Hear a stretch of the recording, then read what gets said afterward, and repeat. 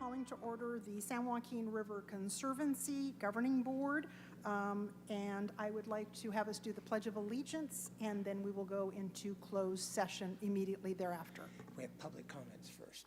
For Public the closed comments session. that we can take first. Okay. Ready? Salute. I Pledge allegiance to the flag of the United States of America and to the republic for which it stands, one nation, under God, indivisible, with liberty and justice for all. Okay, before we go into closed session, is there any public comment? Seeing none, we will now go to closed session in a separate room, returning thereafter. John?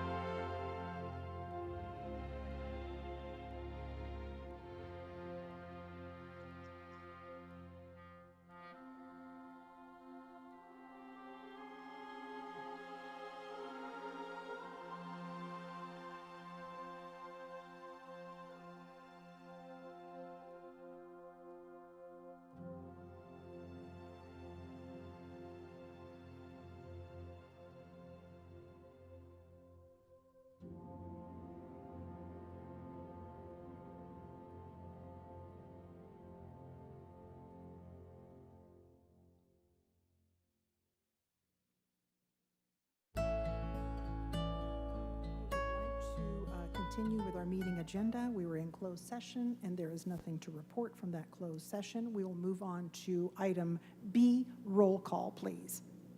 Ms. Forehand, Here. Mr. Frazier, Here.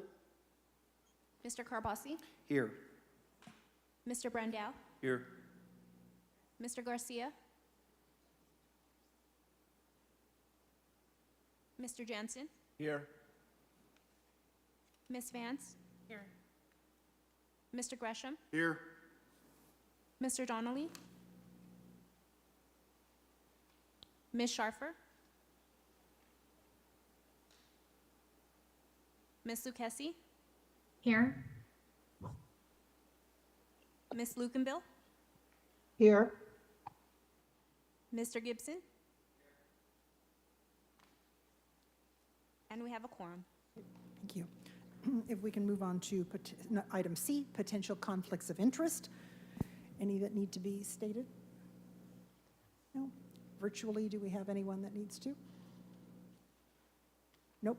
Okay, we will move on to D, public comment and business from the floor. Anyone who has anything to convey?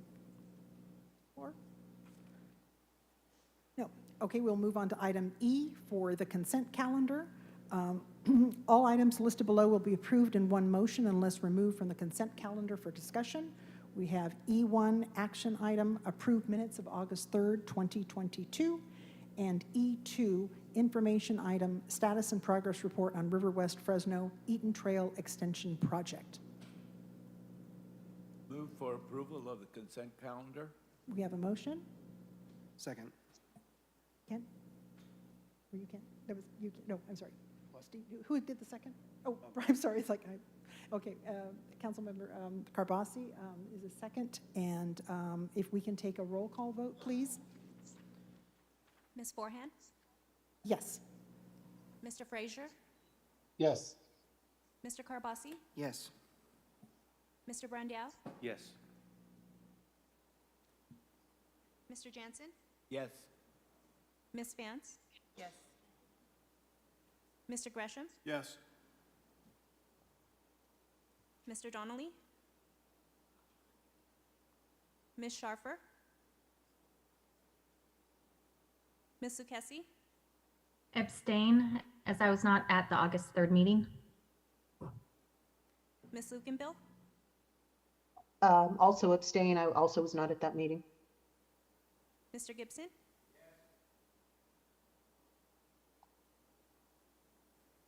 and the yeas have it. Great. Going on to item F, regular session items. F1, an action item, authorize the executive officer to enter into a contract with the San Joaquin River Parkway and Conservation Trust to provide portable toilets and hand washing stations within the San Joaquin River Parkway.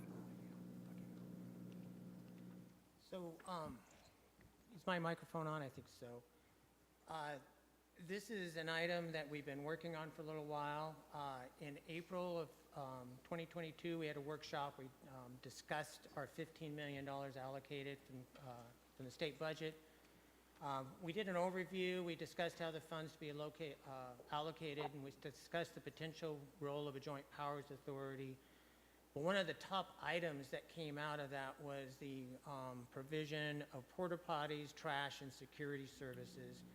So we brought forward in May to the board for your authorization, which you did approve, the ability for us to release an invitation for bids, which in July we released the invitation, posted it. We also posted on the California State Contract Register that goes throughout the state, but we also sent it on our webpage and mailed it to 13 local or regional portable toilet companies.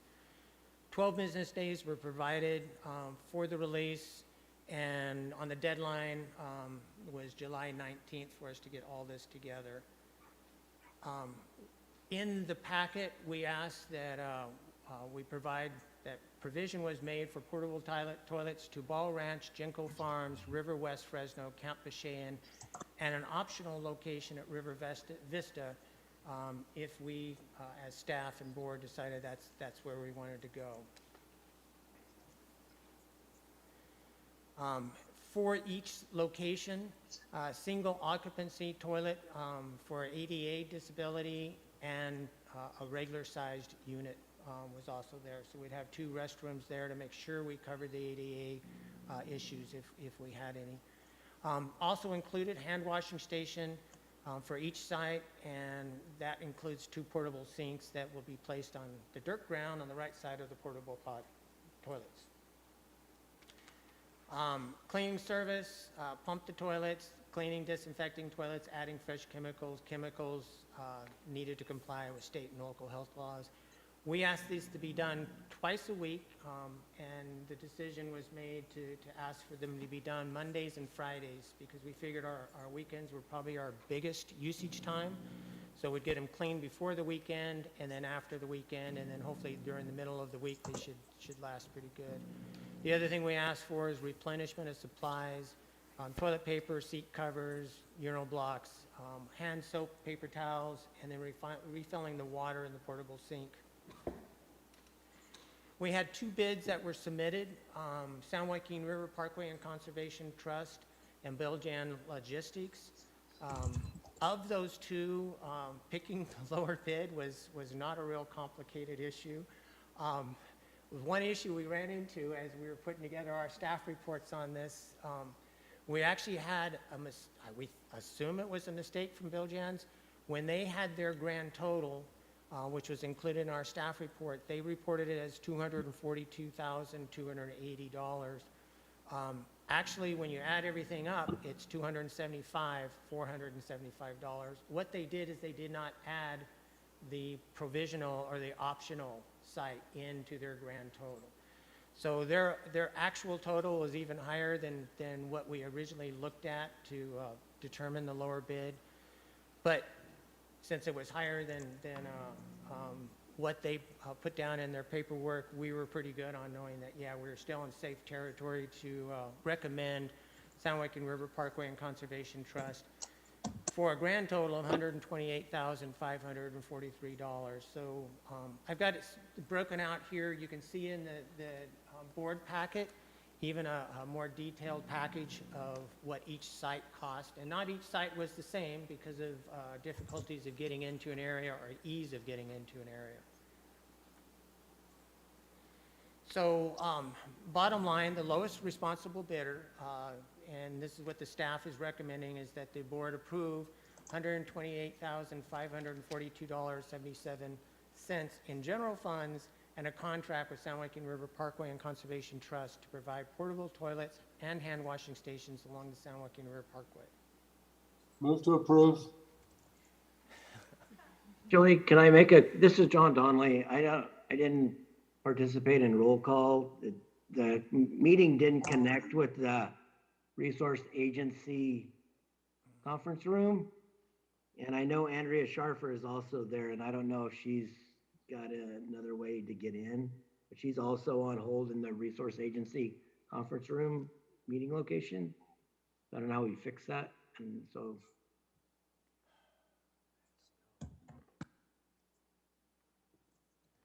John, this is John Shelton. We'll see what we can do. I don't think it showed up in our waiting room on Zoom, so I'm not too sure what's going on. But Rebecca Ross is trying to figure out if we can get it taken care of. So, and John, if all else fails, you guys should be able to call in with a cell phone, and we do. yeah, I'm actually on my computer now doing this. So, but yeah, we do I also came have, in. yeah, we also have the PowerPoint online on our webpage on sjrc.ca.gov.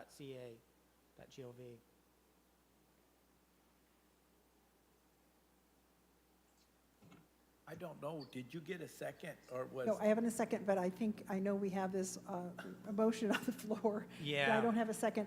I would like to ask, though, are there any other questions here from the board before? Kent Gresham? Yeah, how is damage or total destruction to these toilets and hand washing stations addressed in the contract? Who's going to be responsible for replacing them? So we have, I think we included in the staff report too, but we have a replacement, is it 1 or 2 per station? I would have to look, but I did cover enough that if they need to be replaced, that it would be covered. Can she speak into the microphone? Yeah. Sorry, I didn't get a microphone because I didn't think I needed to talk today. But I did put it in the bid package that we would need at least, I'm not sure how many I said that we would need to get, replaced. But I did overestimate that just in case we do have any vandalism or anything like that. to So it's it. built into the contractor that Yeah, the it is built, contract, yeah. it is contractor built- would replace them? Yes. Okay. This is Carl. I'll second it, so you got a second on the Okay. floor. I wanted to see, I know that we need to probably call the question. I want to also see if there is any question or whatnot from the public. I know that this is something that we have been, I think, chomping at the bit to do so I can understand Brett Frazier and Carl Jansen's motion and second, but I just wanted to raise that opportunity. At this point, let's call for the vote then on the item. Vanessa, if we do the roll call vote on the item? Ms. Forehand? Yes? Mr. Frazier? Yes. Mr. Carbasi? Yes. Mr. Brandow? Yes. Mr. Jansen? Yes. Ms. Vance? Yes. Mr. Gresham? Yes. Mr. Donnelly? Yes. Ms. Sharfer? Ms. Lucchesi? Yes. Ms. Lukenbill? Yes. Mr. Gibson? And the yeas have it. Thank you. I don't know if we've resolved the issue with Ms. Sharfer. I don't know if there's something more we can do, Rebecca, in any way to communicate with her. She has the right connection at this point, but let's move on to item F2 for an action item. Authorize the executive officer to enter into a contract and concession agreement that will provide public access and recreation services at Sycamore Island and the Van Buren unit for a 4-year term beginning October 2022, as selected through a request for proposals. So Andrea did join, but she was muted, so I don't know if she's still muted. Okay. I just sent a message to ask to unmute, so Okay. hopefully she's available. Thank you. So for item F2, this is also one that we've been working on for quite a while. Back June 29th, the Conservancy released a request for proposals for Sycamore Island Recreation for operations, programs, retail, rental, and caretaking services. If you look at Exhibit 8 in the board packet, it lists quite a few things. The request for proposals was quite long, quite detailed, and so we don't want to put too much of that into the presentation today because we figured you can probably read through a lot of that. Notices were published June 29th in both the Fresno Bee and the Madera Tribune, and then were emailed to known possible candidates so that we can cover everybody and make sure that people got noticed. The Conservancy received one written proposal on the deadline of August 2nd. And just a reminder, we did this similar RFP about 2 years ago for 3-day-a-week operation. Parkway Trust had been running at that point the land, both Sycamore Island and Van Buren. And on that one, we also just received one proposal. So this is the second one in a row that we've just received one. In the past, we have received a couple, but last two have just been one.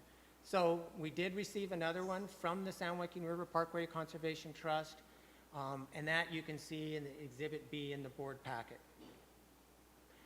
Parkway Trust is requesting a little over $1 million to be used for operation and maintenance of Sycamore Island to recover from the monthly operating expenses that are not met by user fees. And again, in our discussions we had on this with information items in the past where we asked for the authority to go out for the RFP, we did state as staff that we pretty much assumed that 7-day-a-week operations probably would not be covered completely with gate receipts.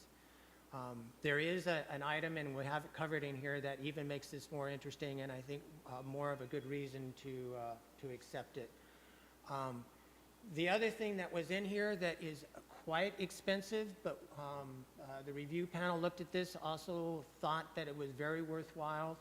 The Parkway Trust included $4.3 million, almost $4.4 million to be used for deferred maintenance and improvements of the existing facilities. So staff had added this into the request for proposals so that we can get some things taken care of without us needing to go through our administrative processes.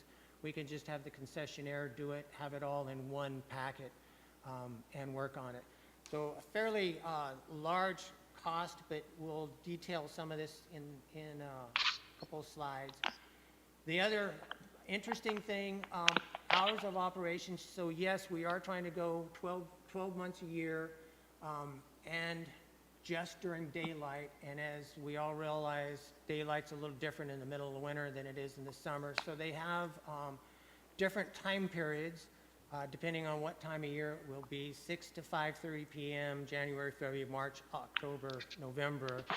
April and September, kind of the intermediate time, 6 to 7. And then the middle of summer, when it's light the longest, people can stay out from 6 to 8:30.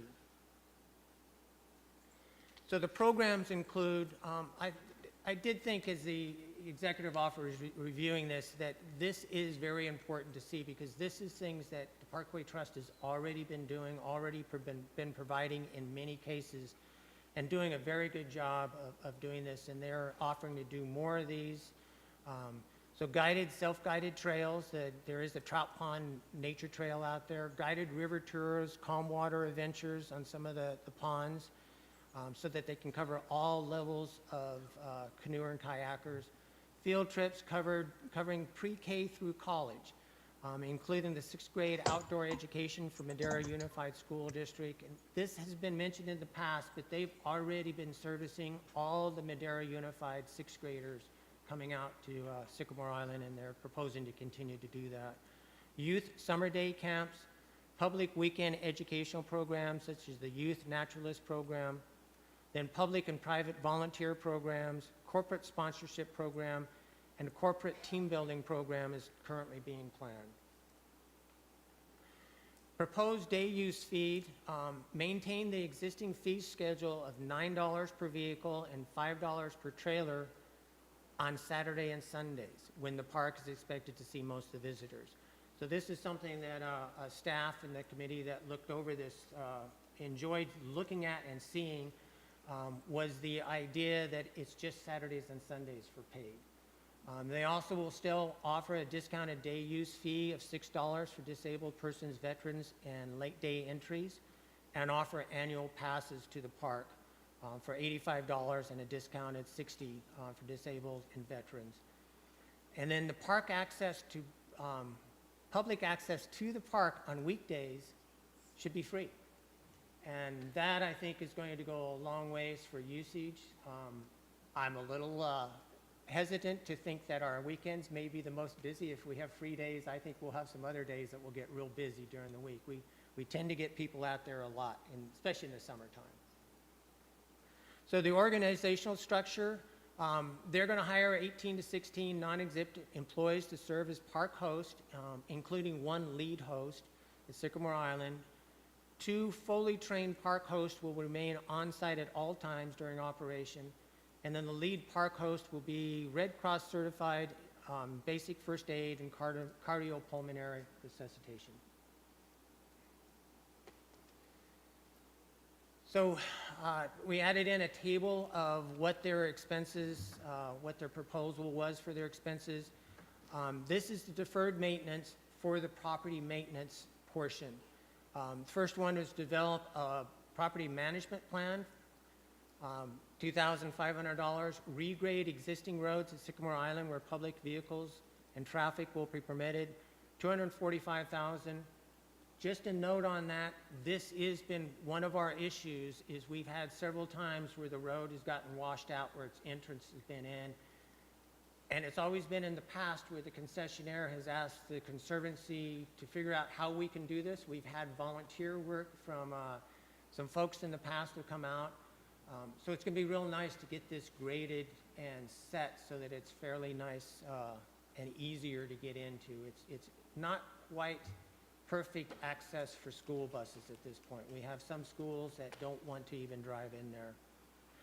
Here's the big line item, apply a stabilizing additive to any regraded road surface for a long-term protection. Parkway Trust, we actually asked for additional information on this because of the expense. They did some research on binding agents that are both benign to the environment, but also are well reviewed as far as their longevity and their ability to hold the road together. So it's not a pavement, but it is a binding agent, and it is supposed to last for years. So we were more than satisfied. We know it's a big line item, but this is an issue that we need to be able to get fixed. So when we had our discussion as the committee, we looked at this and thought, yeah, we think this is a worthwhile recommendation to do. Vegetation management for ladder fuel reduction at Sycamore Island, $300,000. Replace, repair electrical switchgear at Power Connection for 10. New and replacement interpretive signage for 20, and freshwater sports fish stocking. Again, Sycamore Island has done this. Parkway Trust has done this in the past, has had it stocked and then put in pretty good trout derbies and other things. So this is a very nice item to be able to bring people in. And then the last is the environmental permitting fee. You know, anytime we do like the roads and things like that, we need to make sure we're covered. So that was good to have that in there.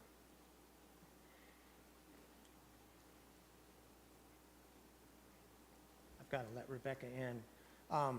So with the deferred maintenance for the facility maintenance, one of the things that if you have not been out there in the past, you realize that their bait shop needs a little bit of help. It's a nice little building, but it's a little old, little worn. So they're going to replace the bait shop doors and the entrance to the storage building with steel doors. Haven't had a terrible problem with vandalism, but we've had some, and this will help a whole lot to make sure that we get rid of even that. So replace the wooden bait shop shutters with steel shutters for added security. Replace and repair operational bait shop HVAC system. They have a little system in there, but when it gets to be 115, it's really nice to make sure that our folks that are down there working are got a place that they can retreat to.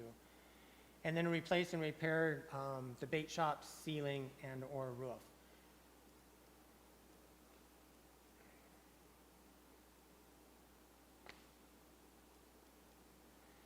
So for the evaluation, I mentioned already, we had a committee that got together.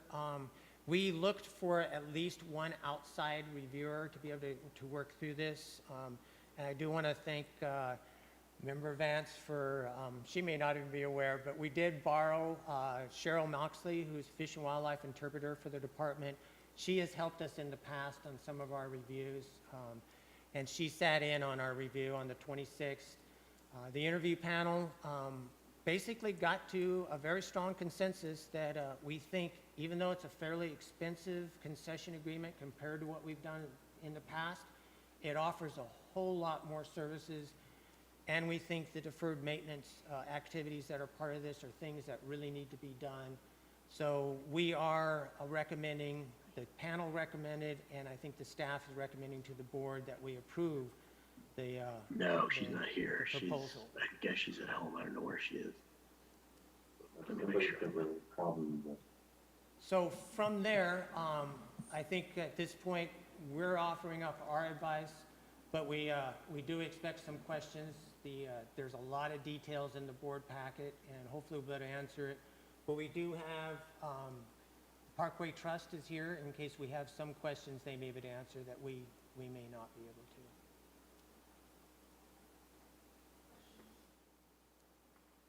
Questions from the board? Sure. Mr. Would you Grabowski? mind going back to the slide, please, that shows the breakdown of the costs? One more. Perfect. And then you mentioned that this is coming from the general funds. What will our balance be after if we make this investment? What will be left? So we have expended very little so far of that 15 million. So this is going to come from the 15 million? Yeah.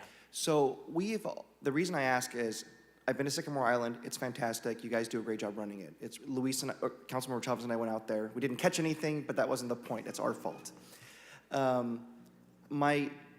A lot of these seem fine. I'm just concerned because we've identified Camp Bashane. We've identified I'm being selfish, on the Fresno side, a lot of points.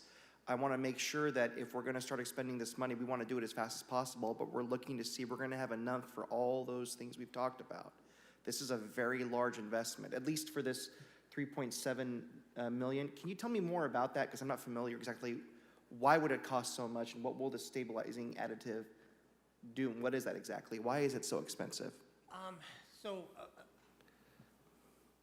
There's several different reasons. A big part of it, there's a fair amount of roads that are out at Sycamore Island. So there is a lot of mileage that we're going to take care of. The binding agent itself, I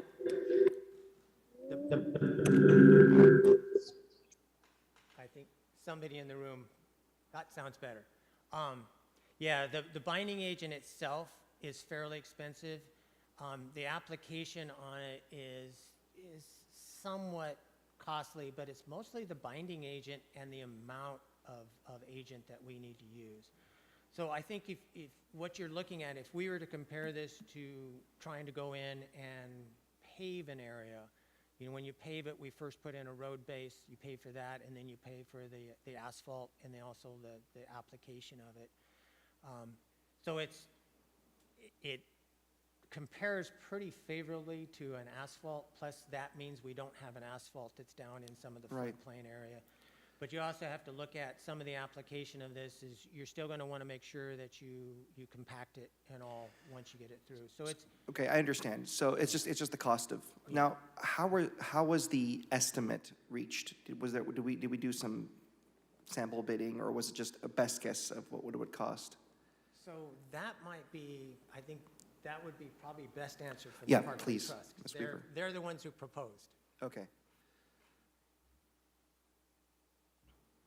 Morning, everybody. Sharon Weaver with the San Joaquin River Parkway and Conservation Trust. And just to give you an idea of how that estimate came up, it's actually a per square foot estimate from the vendor that we may purchase from. There are other products like this, and in the preparation for this proposal, we went for the one that we think is the best, that we think we want to use. But we will get estimates from there are at least 3 vendors that I know of that provide similar products. And so just to give you an idea of what this estimate is, because it was a short time frame and we knew it would be many months before we actually did this project, we estimated on the high side. And so my project manager, Jake Salambini, he has our GIS system and is able to just measure all of the roads. And so he did just a gross estimate of the amount of road space. And then it's just a math calculation, basically. I think it's 396 per square foot. And that's how we came up with that estimate. And it may, when we actually get into construction, we can make adjustments in terms of how many feet of road we actually cover, so we can adjust that as we go into it. But we wanted to estimate high rather than estimating too low. No, it's smart. The reason I ask is I'm wondering if there's a way, because just this 3.7 million alone is about 25% of the 15 million. Right. I'm wondering, is there a way we can maybe do certain roads or certain major pathways and maybe reduce the cost, and then we can come back later if we need more? Absolutely. That's what I'm concerned about. So I'm not going to do this yet, but I want to hear from the other board members. What I'm thinking of doing is approving everything on this list except for the 3.7 till we can get some estimates and maybe a scale down some more options. I wanted to get your thoughts on that, and then I want to hear from the board on that. And if I could just add a few more comments about that. I definitely hear you that there's a lot of the parkway to cover, and this is a big dollar amount, but let's also think about the fact that Sycamore Island is one of the most heavily used properties on the parkway, and it does have one of the steepest and most challenging roads to manage I've on the driven them. parkway. Sure. And I mean, if you were out there recently, you saw how it gets rutted up. And so it really is a very significant improvement. I've been talking to Conservancy staff about making this improvement for years. And it's really, really important and really, really necessary. So I do hope that we can at least get some amount of funding in order to move forward with that. I think, from my perspective, I think we can, you're right, it is the most heavily used. We are trying to get more areas that are accessible, but you're absolutely right, and I think we can do something. I just don't know what that number is. This is a big number for me, and you know I'm cheap. But no, I want to make sure there's money for everything. But, you know, what you guys are doing, you guys really are doing a great job with Sycamore. It's important. It's easy to get to, well, when you go around, it's easy to get to and to use. But yes, I've driven those roads, if you want to call them that. It's not easy. Thank you. So I think we'll figure something out. Thank you. Let me also add on that. We have in the request for proposals, and we are proposing that we have it in our agreement, the ability for us to review any of these deferred maintenance as they come through. So as they're ready to do them, we will approve them. So my suggestion, instead of trying to approve just part of this, because then we'll probably need to go back out for requests for proposals, is to come through and say, this is one that when they get their proposal done for this part of it, that we come back to the board and say, this is what the proposal is. Yeah, I agree with you on that, but I'd like different options because it wasn't easy for Dr. Rambula to get the 15 million, and I don't want to just spend 25% on one thing. I think that they are expecting multiple points of entry on both sides. Yeah, so what I'm saying is it is in our request for proposals to be able to take parts of it that are out there. So if on this item, they come through and said it's going to cost X for these 3 miles and 2X for these other 2 miles, we can then come up and say, hey, we approve the first 2 miles, but we can do it under the existing proposal. I'm asking, why can't we come back later and have those options and then approve that as a board rather than encumber the money right now? Mainly because from what I understand from going through the state procedure process, we'd need to do an RFP again at that point. Okay. This one took us it took us 8-9 months to get everything in place, so. So you're saying that we can't do, and correct me if I'm wrong, we can't do the RFP to get the estimates to see what it would actually cost and have different, in the RFP, but we want different plans based on this many miles or this many miles? So. I don't have a map of the roads in the so area to decide. Or excuse me, square feet you said. Yeah, so this all depends on how you approve this. We have it in this RFP that we can, as staff and board, approve these line items as they come up, as they come up as the specific approval. But if you approve this proposal without this item in it, and then we decide we want to do it, we have to go out for a request for proposals. Okay, then last question, I promise. Then would we be able to approve this item, but for this line item, come back for final approval? Yes, that's what I'm saying. Oh, yes, thank you. That's what Okay, I'm saying. great. So. Supervisor Brandau. So that's a great line of questioning. I myself would like to see this line item removed from the running of Sycamore Island. I'd be ready to vote to support giving Parkway Trust the ability to run Sycamore Island. I'd like to see this item separated out and go through I'd like to see, if we have other options and the nuts and bolts of that procedure on those roads rather than support that all today. I think it's a great line of questioning. It's the kind of thing we need to be talking about. And I'm glad that we're at this point where we're talking about spending that money, but that's an awful lot of the $15 million. I have to know that we're getting the ultimate bang for our buck with that money. So I would be supportive today. What I'm going to support today is voting to give the Parkway Trust the ability to run Sycamore Island, but to remove that item and to take a full look at just that item. That in the form of a motion? That will be a motion. I'll make that motion. If I could, I've got my. Go ahead, Brett. Is there a way so that we can move forward on that, but we can lower that line item, say, to $1 million, and then for to come back for approval to spend anything over that on that stabilizing additive. Is there a way to approve it with it, so it's still there, but just a threshold that has to come back?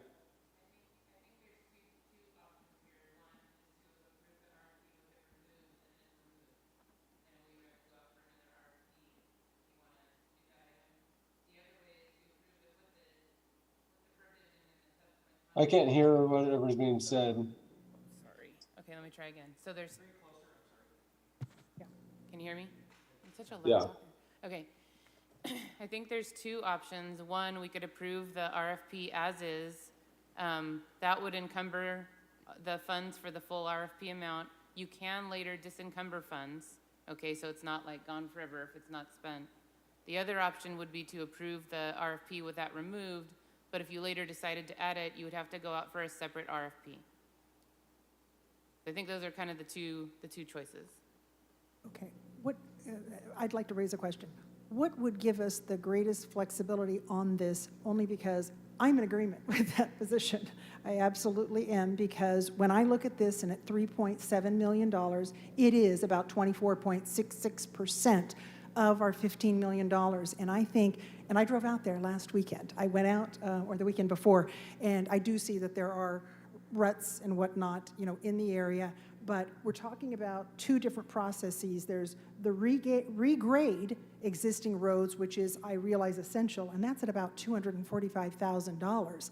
And then the $3.7 million at $4 a square foot. I mean, this is almost starting to get to be the cost of building freeway miles that Caltrans does. I mean, to some degree, but is there the opportunity for other options, and are there other agencies that have run into this in terms of putting such together? Because I do feel like we're jumping out of the gate with this. This is great that we're expanding the number of days, that we're getting some things going here, but I am hard-pressed to say, oh, let's agree to the 3.7 as a part of this whole package with 25% for 7 miles or how many miles of road on that island when we have many other things competing as well. And so that I do have the concern, and I just want to weigh in.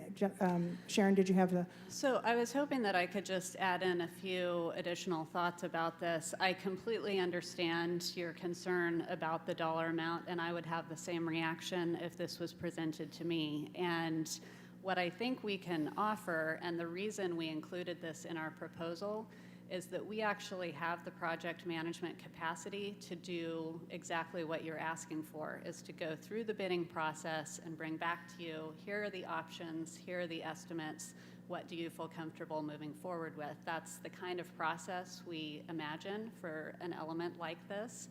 And I think what we've been hearing over the past year is the Conservancy staff really doesn't have that ability. They don't have that project management capacity in-house. So that's what we're hoping that we can provide as your vendor on this item, is that we can actually go through that process, bring it back to you.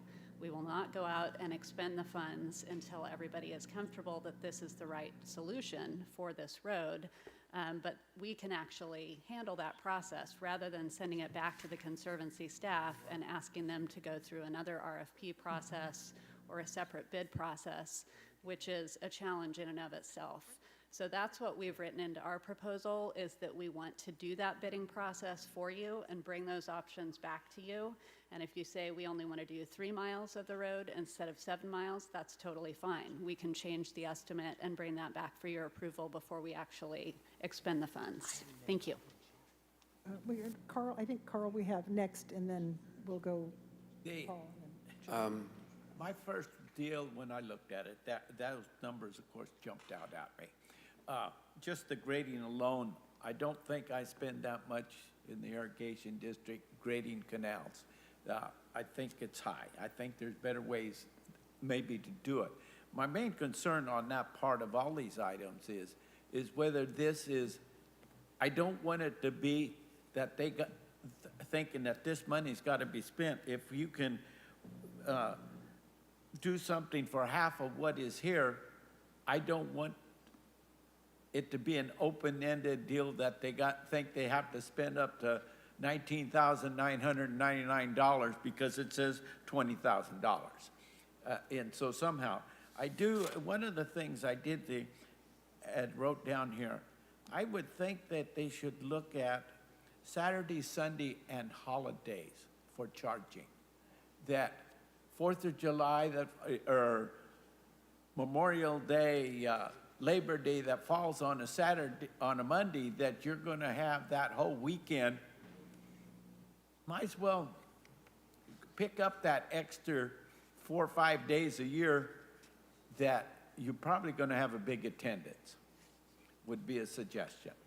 But I'm with my fellow board members. I think I'm willing to vote for the total package, but understand that especially these two largest items raise red flags, that we need to be able to approve them separately per mile as it's done, or however it's done, so that I fully understand the road needs to be worked on.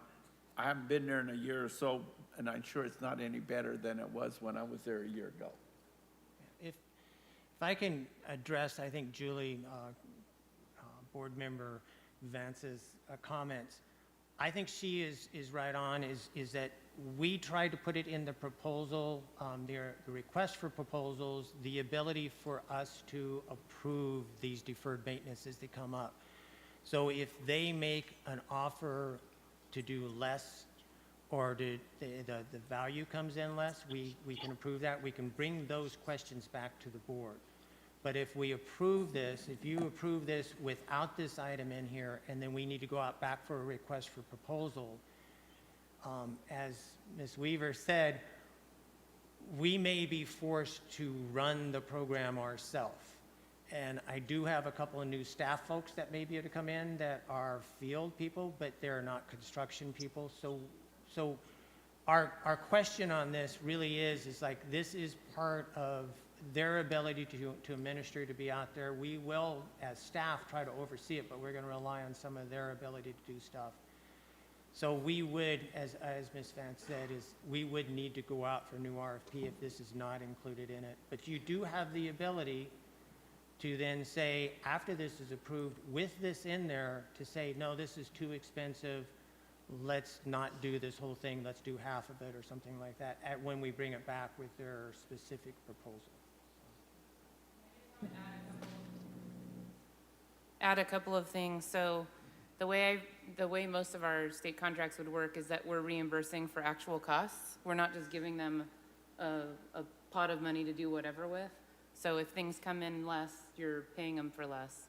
And then we can specify in the contract, and if it makes some of the board members feel better, maybe the board chair can review the contract before it's issued. You can specify the requirements for, specific items to come before the board before the funds are let. My recommendation would be to go ahead and approve the RFP, because it's basically a cap and it gives us flexibility, but it doesn't mean it all has to be spent, and it's certainly not going to be spent without oversight. Right. Okay, so I'll be very frank. I don't have the technical expertise to understand if this price is even a good price. I would feel a lot more comfortable if I had a map and I knew exactly what we're talking about here, and that we would have an expert come in and explain to us the different options. I don't want to encumber almost 1/4 of the $15 million today, because I think a lot of people would have concerns with that. I am absolutely open to spending some of this $15 million on securing Sycamore Island. Like, all these other things are great. I'm just really concerned about this high dollar item, and I'd be a lot more comfortable if we did a separate, that's what I'm thinking, and I want to hear from the board members, maybe looking at this separately and coming back and then looking at different options and then choosing the best option that we think is the best fit. Did you guys want to add anything to that? Yep. Can I add a suggestion? Is that we could move this item to the next board meeting and have someone that could come talk on that, but give the okay for me to start drafting the contract, because the contract process takes a while. So at least if I can start drafting it, then it gives us time to Sure, but I think we're open to approving everything else. I mean, because I don't want to stop, I want to get that going. Yeah, because like what I would do is just put it through, but I can always change it.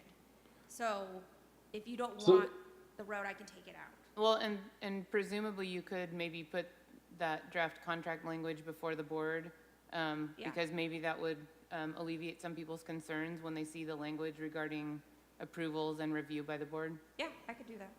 Paul? So, am I hearing Go that ahead, there's Brett. work that can still be done to advance the rest of this and advance it all? And then while we get some more answers from, somebody that, can tell us exactly what stabilizing additive would be the best and what cost it would actually be? Yeah, I just want to make it clear, there is an absolute, at least from my end, an absolute sense of urgency to get this $15 million encumbered, but do it in the right way. So, I agree, and if there's a way that it can still move forward and still get those questions answered, I think that's the course we should take. Okay, and Paul, you had some questions?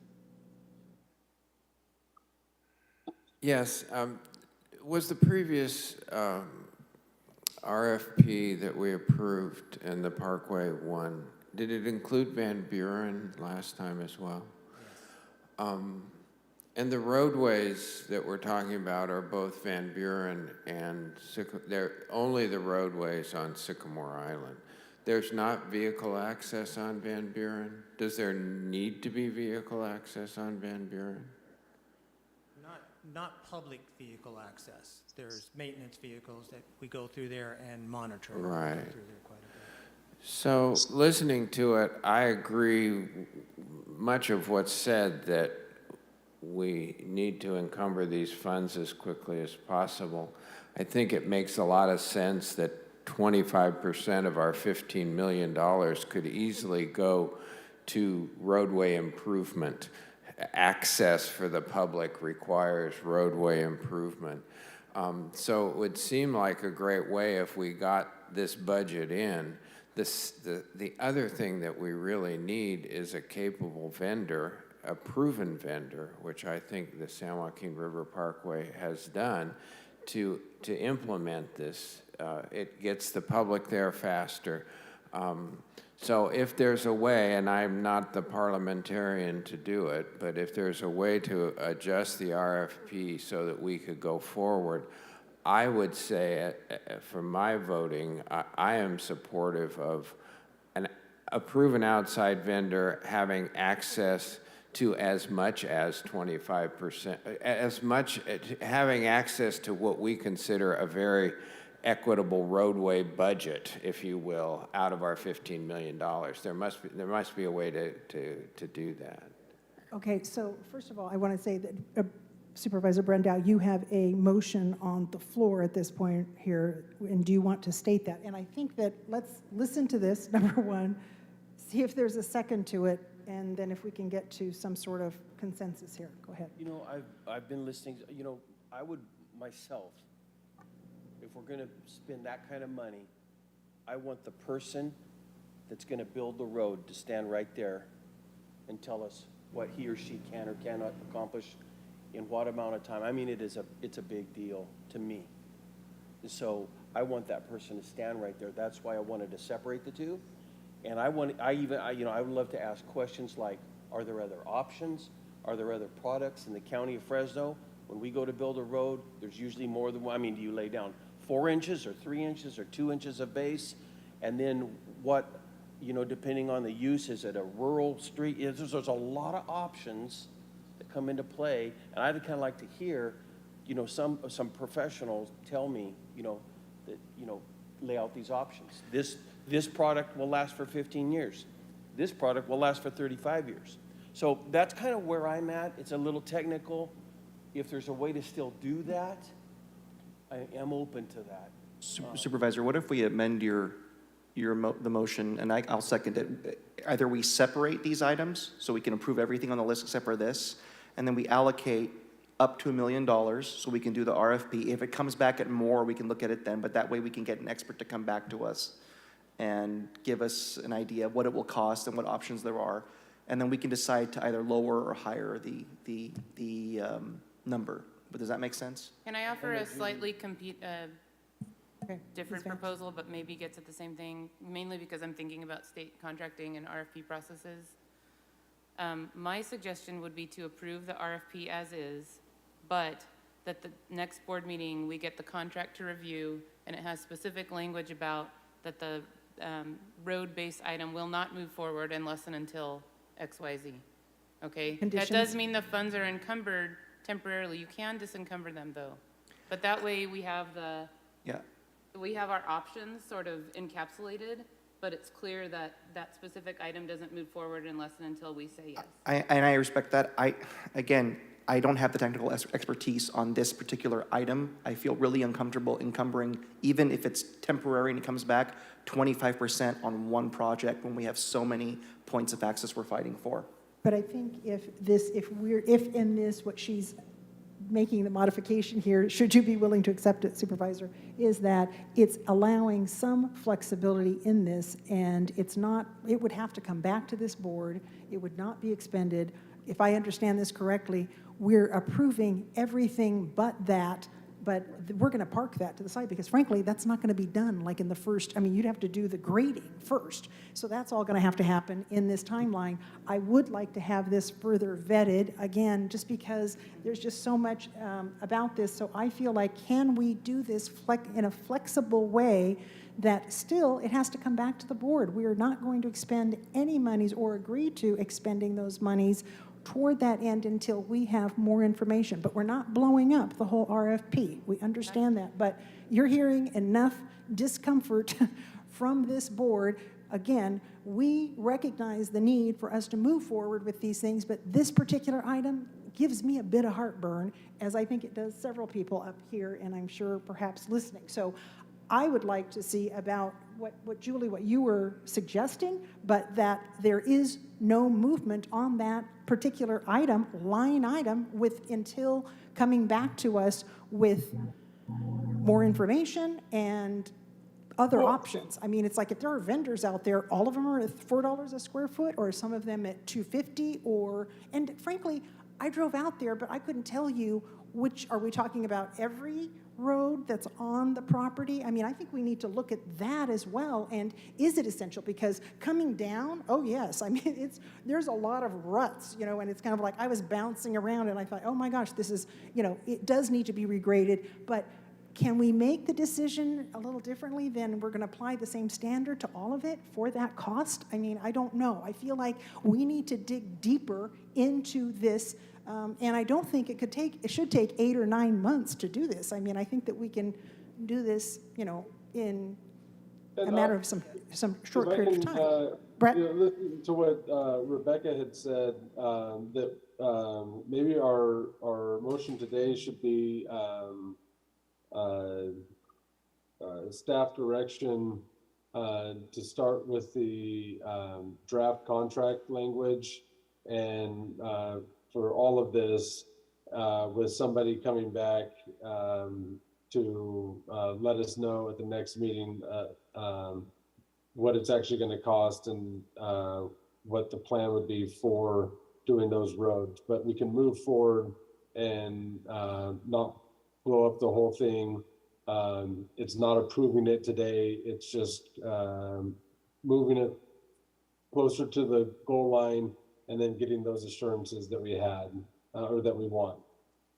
Is that something that the maker of the motion would be willing to entertain? Yes. Supervisor Brendel?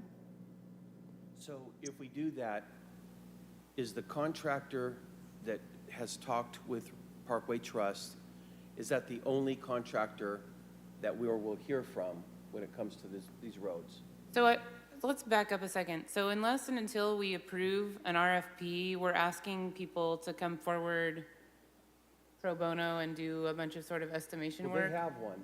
Well, no, they evaluated costs of materials. Yeah, So again, my suggestion to not blow up the whole RFP, because, you know, we've really been pressuring the staff to come forward with proposals to start expending these funds and making a difference out on the ground. Some of what's being proposed will mean another RFP, which takes a lot of time, and that will detract from opening other places on the Conservancy. My suggestion would be to approve the RFP, give us maximum flexibility should we decide to do whatever, but clearly have constraints with certain particular items with respect to board approval. They don't have to be approved later. Yeah, So I also do want to mention, John Donnelly's got his hand was raised, but within the current proposal and the way that we had set it up, we have the ability to bring this one back to the board for approval, this line item, whether we want to do it or not. And as Ms. Vance had said, if we decide we don't want to do it, we want to do it less mileage, less square feet, we can put that together. And it's very much, as Ms. Vance said, that the proponent, the Parkway Trust, they don't, as far as I know, they don't have any agreement with any of the folks at this point. So they went out for their estimations on this stuff. We can come back and say, yeah, we don't like it at this amount, but we can also ask for more information. And I think the idea of bringing this back, letting Rebecca work on the contract process to move it forward would be good. At the same time, we don't have to submit it into the contracting process, so we don't have approval until our next board meeting. We have more discussion on this. But even then, when there's a specific proposal for this part of actually it's for every one of the deferred maintenance, they will have to come back to the staff for approval. And we can bring any of those to the board to have those discussed and not do those, one or the other. The other thing that I do kind of want to mention on this is Sycamore Island is probably about 90% of our roads, if not more. Okay. Everywhere else, River West, we're going to get that taken care of with a project. River Vista, we have a fairly long gravel road in there, but it's also part of a project. Camp Pashayan, it's going to be part of a project, and it's very short anyhow. That's on our property. So this is the place where we have gravel roads where the public actually drives on quite a bit of our gravel roads. Okay, and I want I have John Donnelly weigh in. He has his hand up, but I do want to clarify. So are you then suggesting, John Shelton, that we are not approving it today and having these caveats or let's say restrictions included with regard to this particular portion, which we have concerns, or are you advocating that we wait and bring it back next month to get this resolved? I mean, because I'm in agreement with Vice Chair Frazier in the terms that if we can move this forward, but I'm looking to you all for some flexibility. You're hearing what we're saying, and I'd like to hear first and foremost, though, John Donnelly first. If you could, John, go ahead, and I think Andrea will be next on virtual. John, if you could go forward. Yes, yeah, thanks, Madam Chairman. And I'm more in line with Julie Vance. I think we should move forward on the whole proposal, but recognizing that we are able to consider, adjust, and then disencumber those funds that are related to the additive piece of the RFP at the next meeting or the meeting thereafter. I think it was mentioned early on in these comments that this is one of the most visited sites along the San Joaquin River and gets some of the most visitors throughout the year. And I think we should keep that. And, 25% of the 15 million, if that's what it really works out to be, is that worth the expenditure for the most populated visitor access point along the river for the Conservancy? I think it is. And then also I'd like, we're talking about having contractors come in and present this and present that. It's going to be up to the trust to do that work. They're the general contractor for the Conservancy under this particular RFP. They would have to get the bids together, the cost estimates together, and then that's what could come back to the board in October. And we could approve, yes, we like 5 miles of roads at this particular additive, the kind of additive that we're going to use, and it's based on this cost. We had this one, it's a little bit less expensive, but it's the life expectancy of it is 10 years less than this little more expensive stuff. So I would recommend that we, go for the full amount, but then also condition upon coming back to the board with those costs only for the additive piece. Okay, thank you. Andrea, and then Brett Frazier. Go ahead. Yes, sorry, my computer is going crazy today. I definitely second the comments from John, and just really note the market right now. It's serious, even to get a contractor out and to bid on these things when they're putting up high rises all over the place and capitalizing before we potentially hit a recession. Hopefully not, but I think it's better to put the agreement out, see what we get, and put all the caveats in it, and then let us have the flexibility rather than miss this time in the market. I think it's really important, and we need to get out there. That's the eye on the prize. That's my comment. Supervisor Frazier? Yeah, I had was just kind of thinking that, you know, it takes us a long time to do an RFP, but I think, you know, serving on different boards and wanting to have that control, I totally understand. And that oversight, the consternation of Supervisor Brandow and Councilmember Carbasi, because I would want to still have that oversight. And I think by having it conditioned that we still would have final say and oversight over this line item, that it would have to come back with whoever was the lowest responsible bidder to the Parkway Trust, would give me a lot a better feeling that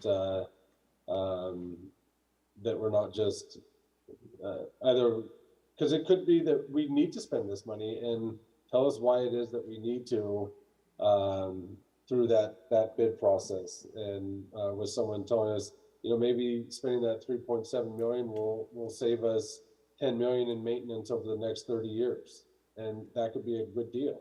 So I think if we move forward on this with the RFP the way it is, but have that line item be subject to coming back for oversight, would be a good compromise.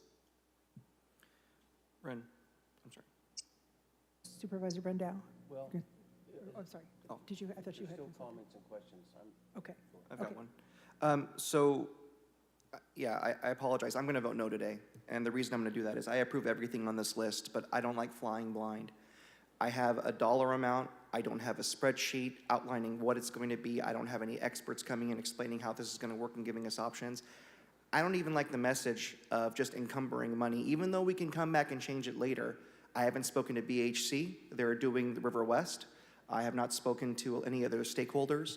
I'm sorry, it's just too much money for me to just approve today, even if we're going to come back and look at it later. I understand the logic of that, but I am responsible to the people of Northwest Fresno and the community groups that are involved with this. And I can approve every other item, but I can't approve 25% of the funding for the 15 million without having more scrutiny on how that money is going to be spent. Sorry, even if we come back later, I can't do it. I don't think it'd be responsible of me to do that. So that's where I'm at. I'm going to go ahead and talk because she's not looking. But I think what I'm seeing here today, John talks about these other places.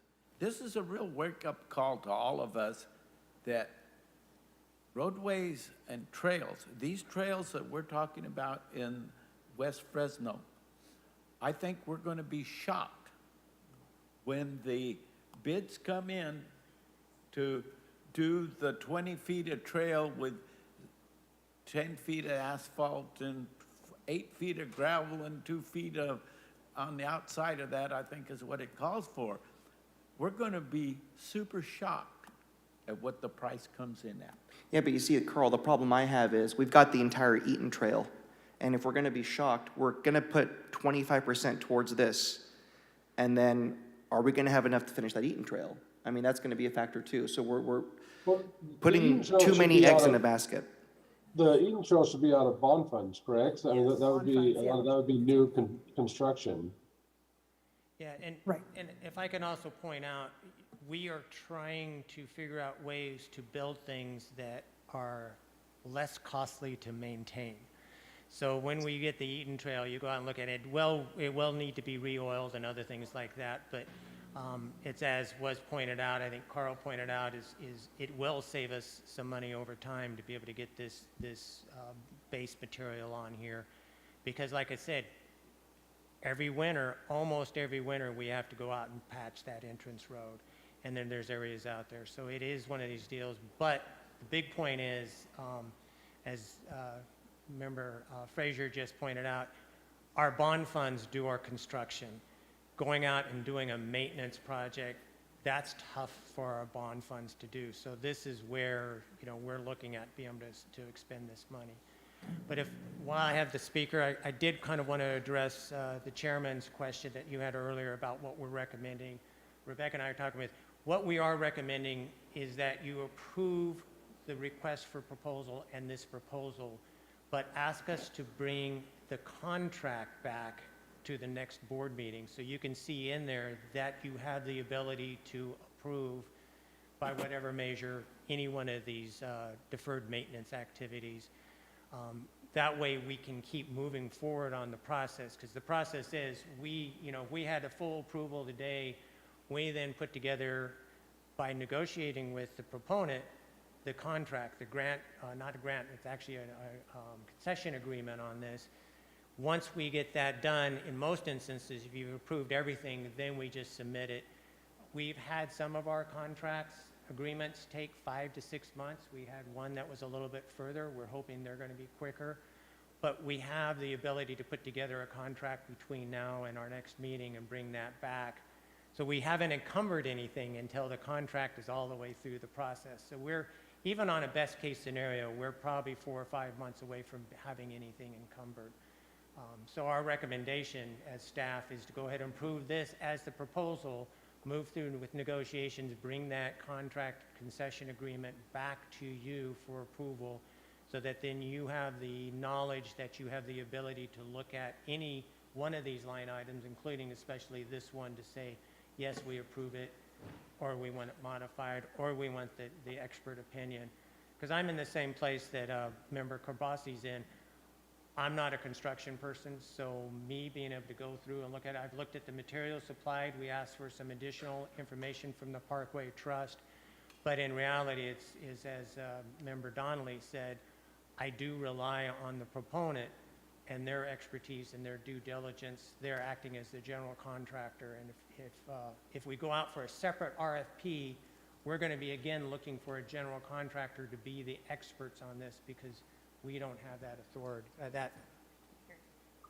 And to add one more thing, the funds aren't actually encumbered until the contract is approved, correct? Yeah, that's correct. You going to add?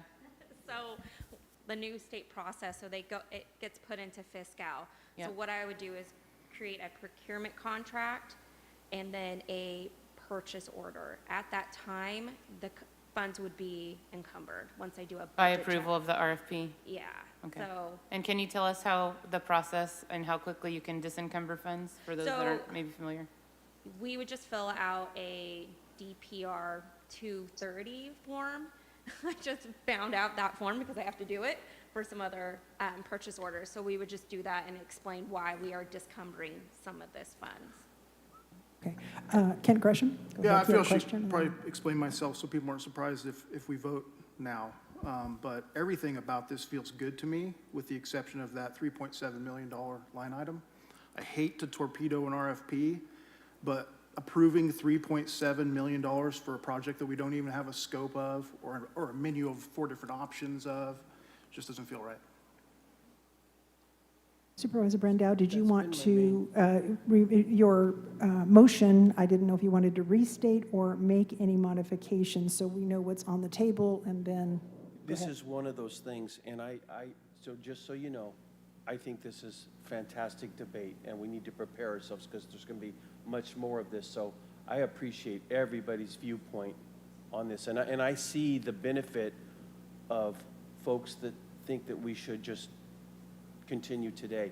My gut tells me we should separate the two and pass this today, and then let it begin an RFP option where we're dealing directly with potential contractors, because it's not time sensitive it's time sensitive, start moving on the money, that will happen. By the way, I have zero problem spending this amount of money on roadways in the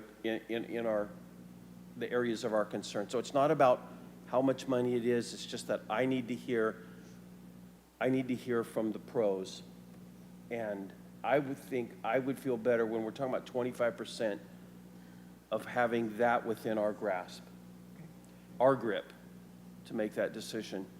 And so, but Julie, I do get your point. There are actually other options that would still allow us to have that control, okay? And now when Kent chimed in, let's just do this. And I don't even care what the outcome is, because I think we're very supportive. I'm going to stick with my original motion. And if it loses, I'm okay with that.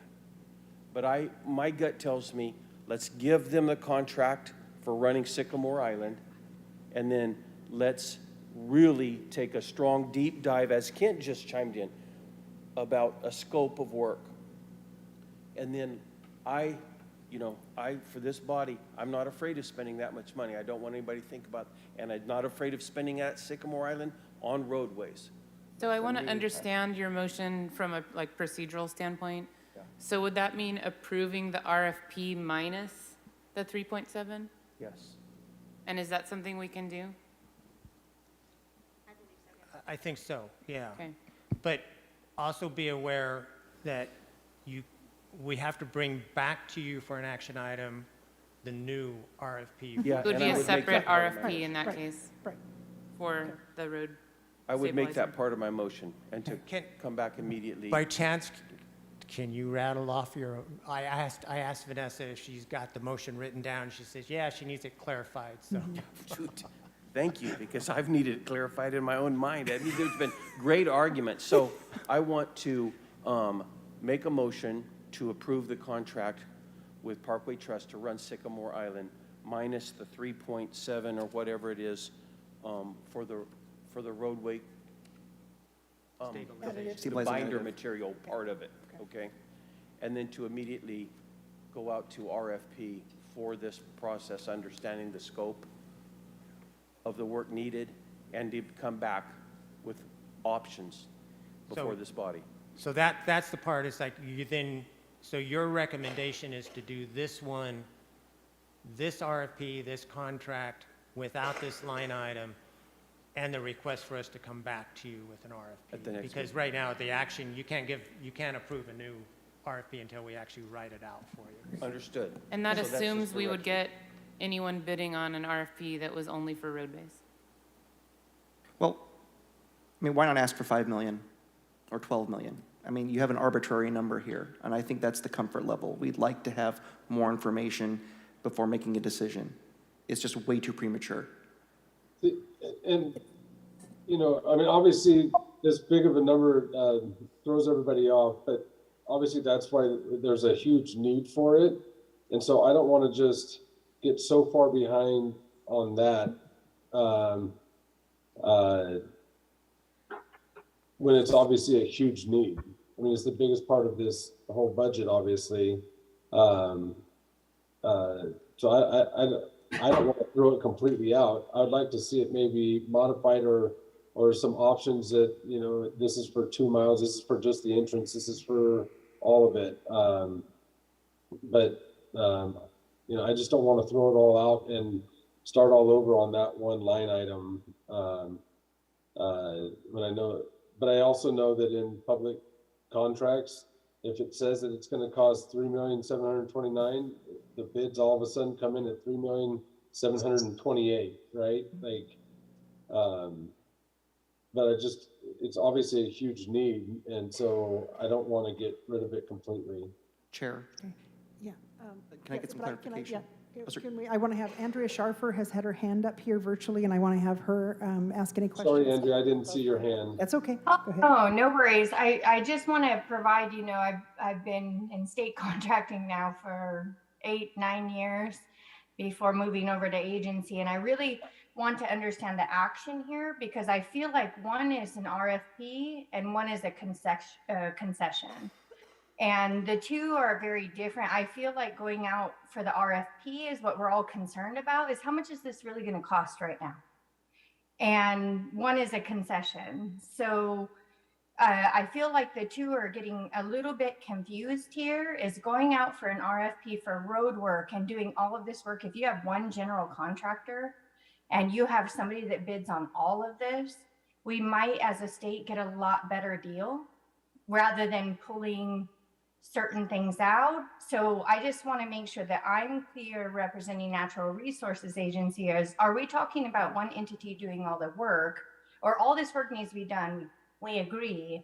And then another entity is going to be the concessionaire. We have this in parks all the time, you know, so just making sure that I understand, because I'm okay with the RFP idea is let's go out, let's put the, you know, all the caveats is the final agreement is seen by the board. But I would like to see an RFP based on all of this work, not on one piece, because one general contractor can do all of this. Those are my thoughts. Okay. Julie, I have a question for you, Julie. If you know my concerns, right? So what would you propose today? What would be your motion? So I share the concerns about the 3.7 million. I haven't said that explicitly, but I understand how that cost might be estimated if you're assuming worst case scenario, you know, every surface being treated, you know, all that, and we can deal with that. My proposal would be to approve the RFP that's before us and direct staff to bring a, you know, draft negotiated contract language to us that specifically calls out the process for which the road base would or would not be approved by the board later. So in other words, it's specifically treated differently in the contract, understanding that it may or may not be approved. Okay, and Madam Chair, you feel that protects the position that several of the board members have expressed today, that we will in the end have ultimate say over this particular part of the RFP. Right, I think with those conditions, I think it does give us that. And Paul, were you going to add anything different to that? Just a perspective that I don't want to lose. I just looked it up. The announcement of the $15 million was over a year ago. We have 3 years to encumber this money. In a year from now, I think it would be great if we're talking about we have too much. We have too many proposals. If we're going to really spend this $15 million, we need to get going on our projects. There are just 3 people on our staff right here, and they only have 2 microphones. They should get a third, but we can't get traction on spending this money if we don't proceed. I agree exactly. You know, you're my 2 elected representatives, county and city. I'm heartened by your desire to make sure we get bang for our buck when we let loose on road money, and I'm certain that we can get there, but we can't get there until we encumber some of this money and have a contract that allows us to ask Sharon and her team, who are willing to oversee. I can't envision Vanessa, Rebecca, and John with an asphalt truck trying to get this done. We need to expand our ability to put projects and move projects forward. So I'm in agreement with Julie's proposal. Supervisor Madam Chair. Brandau, okay, was there a I'm question? sorry. Okay. I'd like to move on. Okay. Here's what I was going to say, Madam Chair, and I think we could keep talking about this, but honestly, I've expressed, and several other board members, including Councilmember Carbaspi and Kent, just a moment ago. Julie, you, Madam Chair, Julie's position, you understand our concerns, Yes. right? We just don't want to fumble the football with this amount of money. So I am going to Withdraw. change my motion. Okay, change it, okay. Not withdraw, Okay, but I'm going to change my motion to accept the RFP, to move forward with the RFP today. Okay. And Councilmember Carbassi, you can still vote no, and I'll be fine with that. But I feel like I've been convinced that there's enough protections for my position and some of the concerns that you've had as well. And then we have complete oversight. I almost want Julie to restate my motion for me, Yeah. but we have oversight of that particular The line item? portion, Yep. line item, that we'll come back for an individual conversation with this body, and we'll have final say on the choices to be made for that line item inside of the RFP. So, And I'll, can I add, oh, go. You want to go ahead, because you referenced. I was just gonna, so just to be clear, so approve the RFP now, draft draft negotiated contract language back to the board for the next board meeting that explicitly identifies how the 3.7 million of road base might be spent, or approved, I should say. And I don't know if anyone wants any explicit approval of any other larger line items, but I think it's really the 3.7 that's of concern. Is that? So let me get a clarification on that, because we were suggesting that we can bring back the contract with the approval process for each of these items, and then at some later point, actually approve or not approve. Yes. What's on, So instead of saying that we already the have first it in step the would be the contract. draft contract language Yes. that clearly gives the board discretion over the road base item, understanding that no such approvals would be given without subsequent discussion and board action with specific details about vendors and Yeah. what roads and miles and blah, blah. And the reason I wanted to clarify it is we would not have time in the next 2 weeks to figure out all the language on Right. that road base between now and then, but we can on the contract. So the draft contract language would hopefully appease the board members' understanding that no expenditures on that would be approved without subsequent board action. And I do want to make sure it's clear, even though, I do agree that sometimes you have a line item out there and people figure out, we're going to go right to that line item. It's not as often the case with nonprofits, and especially not with government agencies. They basically go out and figure out, and we can have the authority in our concession agreement to be able to say, yeah, we don't want to spend $3.7 million. We want to spend $1 million. We want to spend 500,000. We want to do, quarter mile of road, just the entrance part. We can make that decision, so we don't have to spend that whole amount, and we can disencumber the amount that we don't want to spend of that amount. But that's the one that gives us the ultimate flexibility, and it comes back to what Andrea was saying is timing-wise, and I think what Member Gibson was saying, that I will tell you to go back through the RFP for this road base or this binding agent. I suspect we're it's probably going to be 4 or 5 month process to get everything in place, and then another 4 or 5 months or longer for a contract. We're in our last year of encumbrance at that point. This way, we're in the encumbrance point and be able to spend the money sometime either this winter or next winter. Otherwise, it's like, yeah, we're probably 2 winters. We're at the end of our expenditure. Okay, and is there a second to that? No. No, okay. Julie Vance, I'll second. second Brenda. I think, okay, Brett, you're second to it? Okay, I just want to, oh, sorry, Supervisor. I No, interrupted you. no. I said unless Julie wants the second, that's fine. Yeah, I think we've, is it okay if I go? Yes, Chair? please I go think we've ahead. discussed this enough. I think this is absolute lunacy, and I'm disappointed that you guys would come to me with a request for what, essentially this 4.3 million. One item is 86% of that, and that's this 3.7 million. I don't have a spreadsheet. I don't have any details. And like you said, we're not in the construction business. If I'm going to have spine surgery, I'm not going to go to a security guard and ask, hey, what do you think I should do? That's not their expertise. Yet we are setting the bar now. So the next time a nonprofit comes to us and says, we want to encumber money, we're setting the bar at arbitrary numbers. That's irresponsible. I understand you're going to win the vote today, but if you were city staff, I'd be saying the same thing. I'm a business person.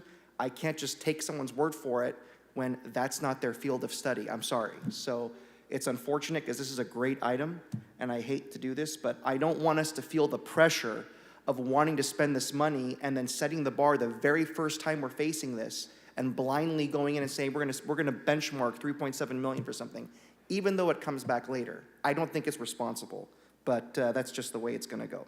So don't be surprised next time if I ask these same questions and have more scrutiny, because the bar has been set today.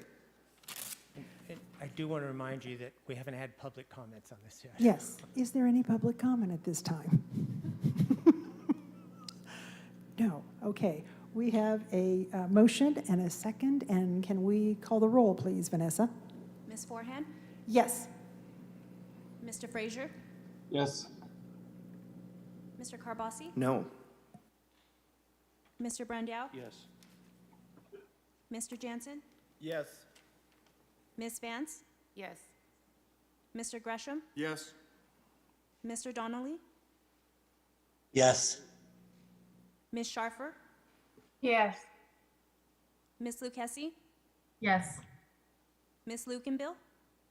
Yes. Mr. Gibson? And the yeas have it. Thank you. Okay, let us move on to item F3, information. Discuss potential operations and maintenance scope of work for the Sierra Resource Conservation District and the Madera Chowchilla Resource Conservation District. John? So we've had discussions about how we're trying to do our administrative work for operation and maintenance. The last item was kind of part of that. In the past, there's information on this slide. We've already gone through quite a bit. In past, we did look at the Joint Powers Authority.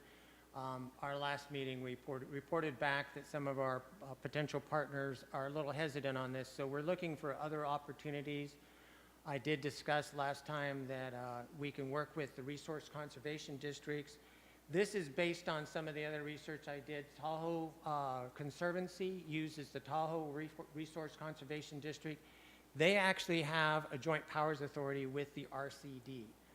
But the reason that you can work with the RCD so well is they are a government agency. There's actually in the Public Resources Code, legislature defines them as an agency of the state. So we can enter into an interagency agreement with them. We don't have to go out for a 5 to 7 month process for requests for proposals and reviews. We can go through and just write up an agreement with them. We don't have that in front of you today. We're just an information item, but the idea is that this is a good way for us to be able to run things. We then have control of an RCD. In this instance, we would be working with 2 RCDs because we have one on the Fresno County, one on the Madera side. We would have the ability to have the contract authority over them, but we'd rely on them, as was kind of mentioned in our last item, as the general contractor. The idea with that is that they then can do the administrative process and the oversight. Their ability to hire folks is much quicker, much easier than our folks, our ability to go through the state process, especially for permanent positions. Their expertise on many of these things is proven on some of the work that they're currently doing with the 2 RCDs that we're talking about working with. And those 2 RCDs, we did meet as staff with the RCDs, the Sierra Resource Conservation District and the Madera Chowchilla Resource Conservation District. We had existing relationships with both of those districts in the past. A lot more work that we've done with Sierra than Madera Chowchilla, but we've had some interactions with them in the past. Everything's been positive. Staff and me as the executive officer has a lot of confidence in their ability. But the nice thing is they also said, hey, they're willing to look at this. We do not have a proposal from them yet. That's our next step. So the idea, we wanted to talk to them, tell them basically what our goals and objectives would be, and then kind of a list of potential tasks. And I've got those written out. This is what we presented to them. And what I'm looking for today is a little bit of discussion, a little bit of direction to say, hey, this is what we want to do. Do we want to add some other objectives? Even though, yes, we want to get this in place as soon as practical, we also, as was quite well spelled out last time, we want to make sure we do this the right way. So I put together these draft objectives, ran through with our staff to make sure that I didn't miss too many, could have missed some. The one thing that I think is the #1 priority is to maintain the properties and facilities in an efficient manner. This is basically fire reduction, fire hazards, and the hazards not just to the public, but also to the ecological communities and to the parkway facilities. Reduce public exposure to hazardous situations. You know, nature areas, you have trees that are getting ready to fall on parking lots, things like that, that we would love to be able to take care of. Then secure and maintain emergency access to parkway properties. We have been doing work on that, but it's been piecemeal. It's been real nice to be able to just ask the RCDs, hey, can you go grade this road because the fire engines can't get through it anymore. Improve safety features at parkway facilities. This has to do not only with hazardous conditions like we just mentioned, but also heat, other things like that. So we have a place that we're meeting, like our Lanes House or the Circle V property. Yeah, if we have air conditioning and other things like that in the heat, it's like, yeah, we can ask them to do that kind of work. And as we mentioned before, they would be hiring that out, and we'd have to approve the process. So enhance and maintain partnerships is the next bigger category. We're very interested in continuing to work with all of our local nonprofits. As we just talked about with our last item, we worked a lot with the Parkway Trust. We're not looking to avoid work with our nonprofits. We're actually looking at a way to make the process easier. At this point in time, if we want to do work with a nonprofit, we go through a request for bids or request for proposals. This would allow the Resource Conservation District to do their administrative procedures to do this, and would potentially speed up the process tremendously. Also to partner with the California Conservation Corps. Both of the RCDs, especially the Sierra Resource Conservation District, uses them a lot at this point. We've used them on various areas. We can contract directly with them. One of the issues comes back to, it's always nice to have somebody out working with the Conservation Corps to be able to direct them which places they want to go, what they want to do. And so it's nice to have the RCDs be able to take that stand where we can say, in general, we would love the fuel reduction done in this area by getting rid of our piles.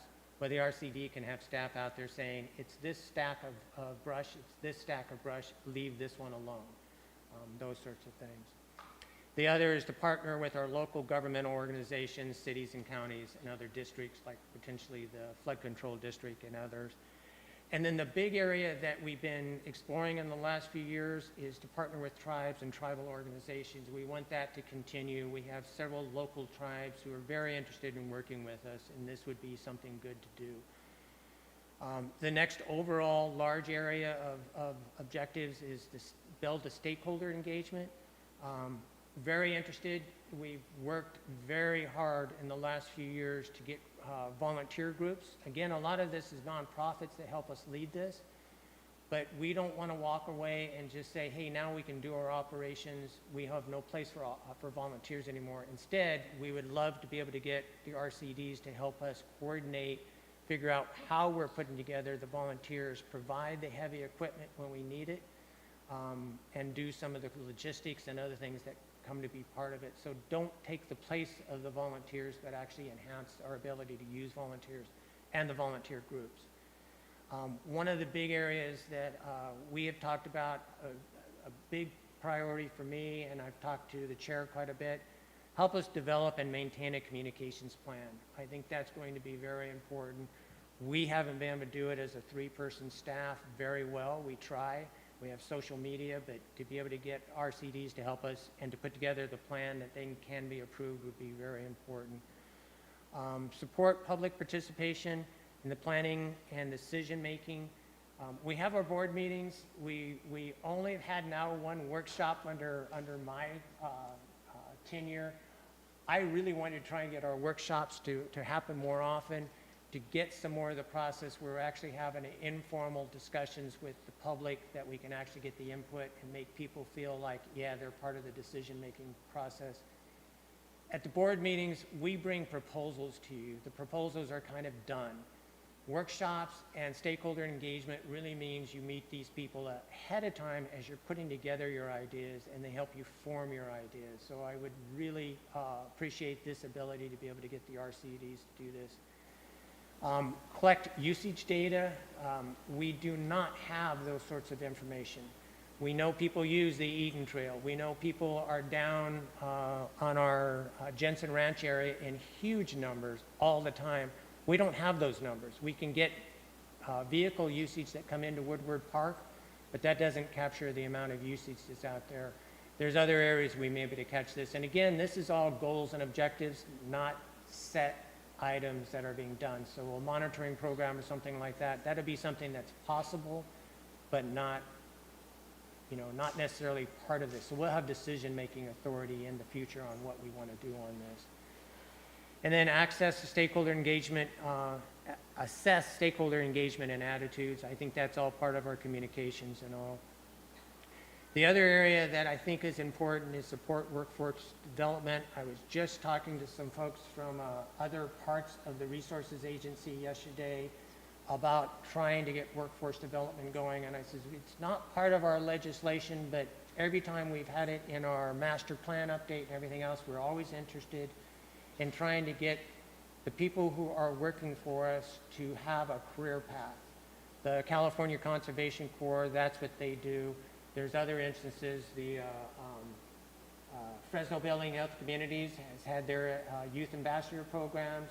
There's issues that the U.S. Green Building Council has also been working on that for some of the projects that we're thinking of. So it's still real important. Again, we'll have overall authority, but it's the idea, it's a goal is to keep that going. Use small businesses, partner with schools and organizations. We've had a lot of high schools, a lot of elementary schools, and Clovis community, Reedley, Madera has all talked to us, and Fresno State's talked to us. So, and then incorporate training programs in the project when practical. So it's not a requirement, but it's something we would like to have happen. So the potential task, this is, I think there's 8 different items in here. Fire abatement, I don't think most of those are a surprise. Road maintenance, this is, we just talked about grading and repair, servicing, mowing, oiling, paving, gravel applications, traffic guidance barriers, installation and maintenance. Again, where we can, when we're building with bond measures, we build something that takes, you know, that should be able to be resilient and doesn't require too much maintenance. But we do have areas like Wildwood, has a nice parking lot that has not been oiled for years and years and years. It'd be nice to be able to go in and do a little maintenance on there. We have some potholes that are in those areas. It's like, yeah, we'd be able to ask the RCD, can you go through, do a grading, or maybe have gravel delivered and spread it out, those sorts of things. Trail maintenance. Again, the trails really don't require a whole lot of work. When we're talking about our secondary and tertiary trails, our natural surface trails, but sometimes they do. One of those big areas is mowing. You know, there's areas where, especially in late spring, as the grass is starting to dry out, to be able to mow the shoulders of a trail, make it more accessible. It also acts better as a fuel break. So some of our trails act like that. So the mowing, the trail repair, it may be some areas where you have erosion and other things. It may be removing pirate trails. Pedestrian, bike bridge placement, maintenance. These are for little sorts of projects where we may have a little ditch or something that we're getting over, or we may have something that is an erosion area that, hey, we figure out a way to build something over the top of that. And then the pirate trail I got in there, which we do have a lot of issues with those. We have organizations that are volunteer groups that help us a lot with those. But again, sometimes some supplies and heavy equipment and professional staff are real important to be part of it. Parking lot maintenance, I already mentioned a little bit about Wildwood. That's our main parking lot at this point, but we could potentially turn some of the areas that are already parking lot-like into our parking lots, like at Ball Ranch and a few places like that. Oops. Facilities maintenance, this is probably one of the areas that keeps us very busy. We have fence problems and gate problems all the time. We have a lot of old fences that should be removed, barbed wire fences that are decades and decades old, rusty. A lot of times the barbed wire is actually on the ground. It'd be real good to be able to go out and do some removal processes. We've had volunteer groups, organizations that have helped with us in the past. But again, some of this is things that you want to have, well, this is definitely an item where you need to have trained staff available, because barbed wire can do damage. Table and benches installation and maintenance. We are very interested in getting some of those heavy cement tables, but in order to do that, you need to get them placed. It's not something that you can get 2 or 3 people to carry something around, you know, a quarter of a mile down the trail. We need to be able to get fairly heavy equipment in to be able to replace them and get them in place. Gate repair, gate installation, upgrades. I would love to get a lot of our gates to be automatic gates. We just had our Ball Ranch gate wrecked in the last few days. I went out yesterday morning. We're able to chain it locked right now, but it is in pieces in some of it. And those are things we have over and over again. I was just talking to one of the folks from the San Joaquin River Access Corporation about our Parent Avenue gates. I think we have repaired those 5 or 6 times in the last 2 months, all the way from them being torn off their hinges to the chain link fence being taken off of it. And I relied on a lot of volunteer effort. We've got even a welder who will come out and weld every now and on his own time. I would love to be able to get those things taken care of relatively quickly, and potentially doing upgrades where we have more sturdy fence in our gates. Hazard abatement, we mentioned that. Restroom repairs, we'll run into it. We just had that problem at our Wildwood where our door, somebody drilled into the lock. And so for a week and a half, almost 2 weeks, we didn't have a restroom there because we couldn't get through the door. So we went through the process to get that repaired. Love to be able to do it with the RCDs. Building maintenance, we do have our Circle V houses. We have our Lanes Road River Center house, or River House. We also have some things that the park runs for us, a couple houses there. They have mostly been taking care of those until we have a bigger item, like a fence or a roofing repair. Regular building maintenance, we do have landscapes at the Lanes house. We've had some landscape issues that have been going on at Circle V. Love to get those taken care of. Irrigation repairs, same thing. And then the communications is a fairly big line item, not as far as cost, but something I think that's really important. We would love to have help with a Parkway newsletter, do things for our updates, press releases, which again, we don't do a lot of our own, so we usually rely on our grantees, but for our regular operations, haven't had those. And then public workshops, and then the public workshop logistics and outreach. And then another big item is our custom signage, both interpretive signs, but also entrance, public road, and our monument signs, and then user surveys when we need those. And the environmental permitting, there's quite a few permitting issues in there. We're not too sure what all that's going to take, but even just our regular maintenance needs a lake and stream bed alteration permit. I've been wanting to get one of those since I became the executive officer. Melinda Marks wanted to get one of those when she was here, and it's been difficult to get it in place, mainly just because of staff time. And of course, CEQA for minor projects, biological monitoring, and water quality permitting. For those that aren't aware, we do have a well at Circle V. We have a well at our Lanes Road. Neither one of those are ready for public access to those because they're not set up with the monitoring that needs to be done. So we'd love to get that in place to be able to open those, make drinking fountains, basically is what we're looking for, and hand washing water available. And then our special projects, deferred maintenance, ecosystem enhancement. These are probably mostly grant programs that would do some of these, but at the same time, there may be smaller projects where the O&M work can actually take place. Deferred maintenance, there's some things, it's like, yeah, we mentioned the parking lot. That's something that you can put in that category that we really wouldn't get a grant fund to do, but we can go out and do under O&M. And then invasive species removal, these are probably minor plots. We can spend millions and millions, and we have done grant funds for invasive species, but we've got a few areas where we may have some targeted work done on this. So just to remind you again, those are potential tasks, not necessarily things that would be done all the time. We'd like to get them into our contract with the ability to approve. So what I'm interested in at this point is to get a little bit of discussion going on. If you think there's things we missed, our intent as the staff is then to go to the RCDs and get proposals from them. That's when we'll find out sort of cost, what it would take to do this. I think we can set something up in a way that says, hey, we have X amount of money that we're going to give to them each year to do maintenance sort of activities, and then we'll pick from those. And sometimes it's just a call. We've got a fence down, you need to repair it. We've got a gate down that you need to repair it. So this isn't the proposal yet that we're looking for any action item. It's input to see what we want to do. And we're interested in discussion from you. We have talked to stakeholders, but any of the stakeholders today that are here, we'd love to hear from what they have to say. The other thing to mention, I do have one of the directors of the RCD, Steve Hayes, who's the director of the Sierra Resource Conservation District.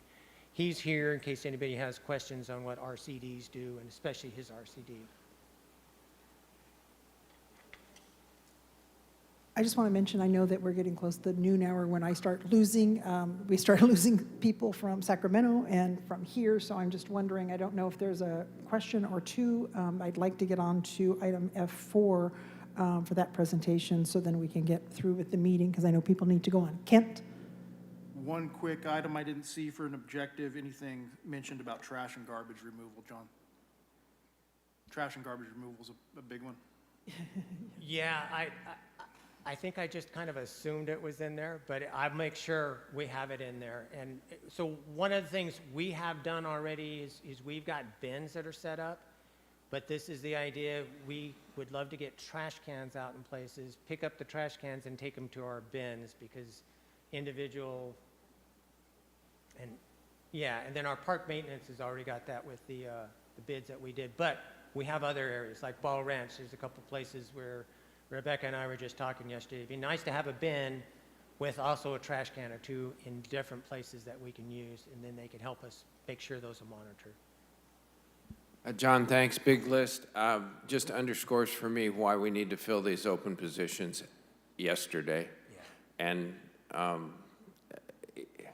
I know there are a lot of priorities to juggle, but the fact that we could have 3 more people here, whatever the state process is, let's start running that clock out so we have people here to do it.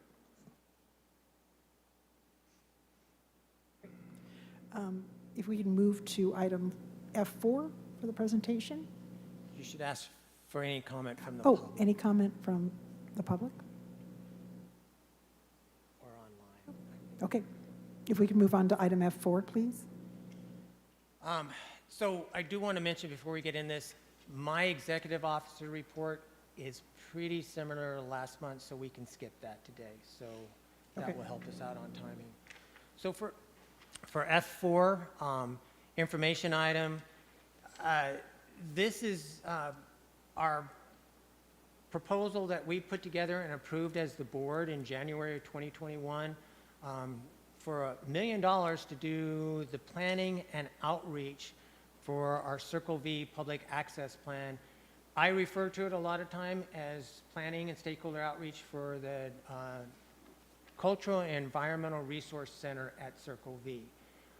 The idea there is that we want to build something that is very, very useful and driven by what the tribes and tribal organizations are interested in. So what I think I'll do is just hand it on over to Laura Gromas, who's the director of the U.S. Green Building Council. And hopefully I can figure out how to get her presentation up.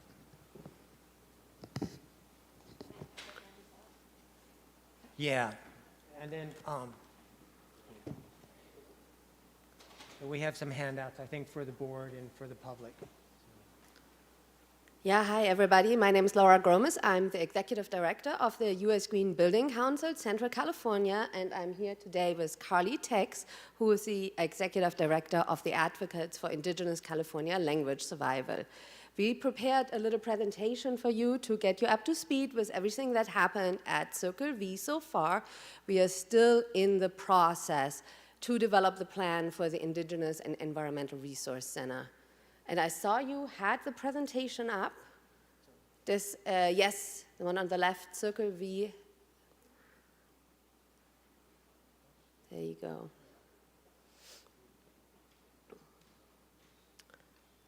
Okay, and if you can go to the next slide, please.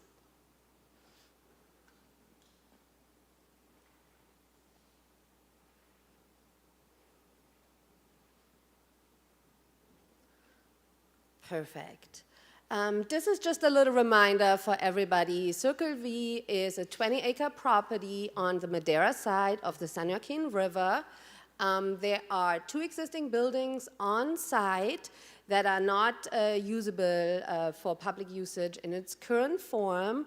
Circle V is close to Fresno and is, in my opinion, one of the most beautiful places along the river. You can see here the pictures on a clean air day with beautiful mountains in the background, and we have an old oak grove on the property as well.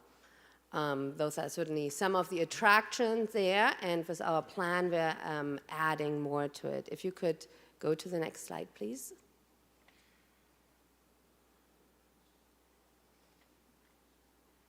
All right, wonderful. So the goal, as stated in the grant for the Circle V Public Access Project, is to develop an indigenous and environmental resource center, and the form and function of the center is to be determined through a public outreach process. During this public outreach process, we focused on the indigenous community to ensure the representation, the buy-in, and the support for this project. In addition to filling this important cultural role, this project is also to serve as hands-on green building demonstration site. As we all can see if we hear the news, climate change is not stopping as much as we would like it to.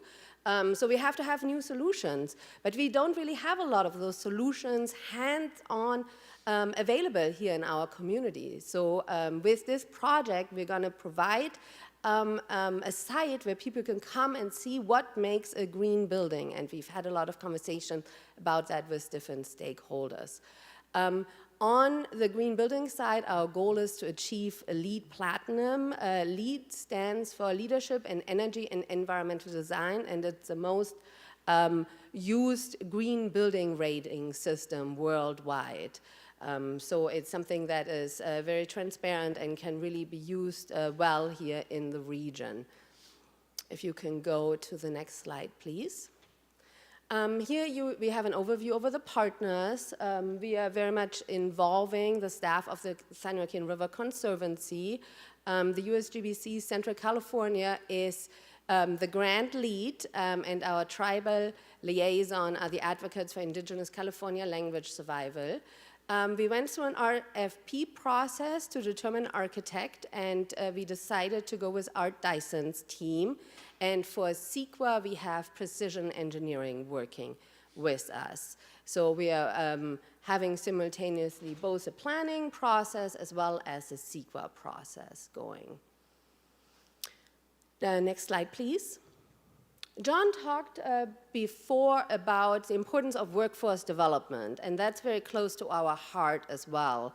As the way communities and buildings are getting built is changing, it's very important to include workforce development opportunities in projects that have a focus on green buildings.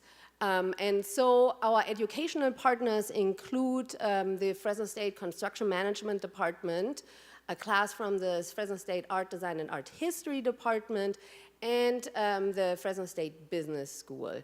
The Construction Management Department has been very involved in our project last year, and they ran a capstone competition on the example of Circle V.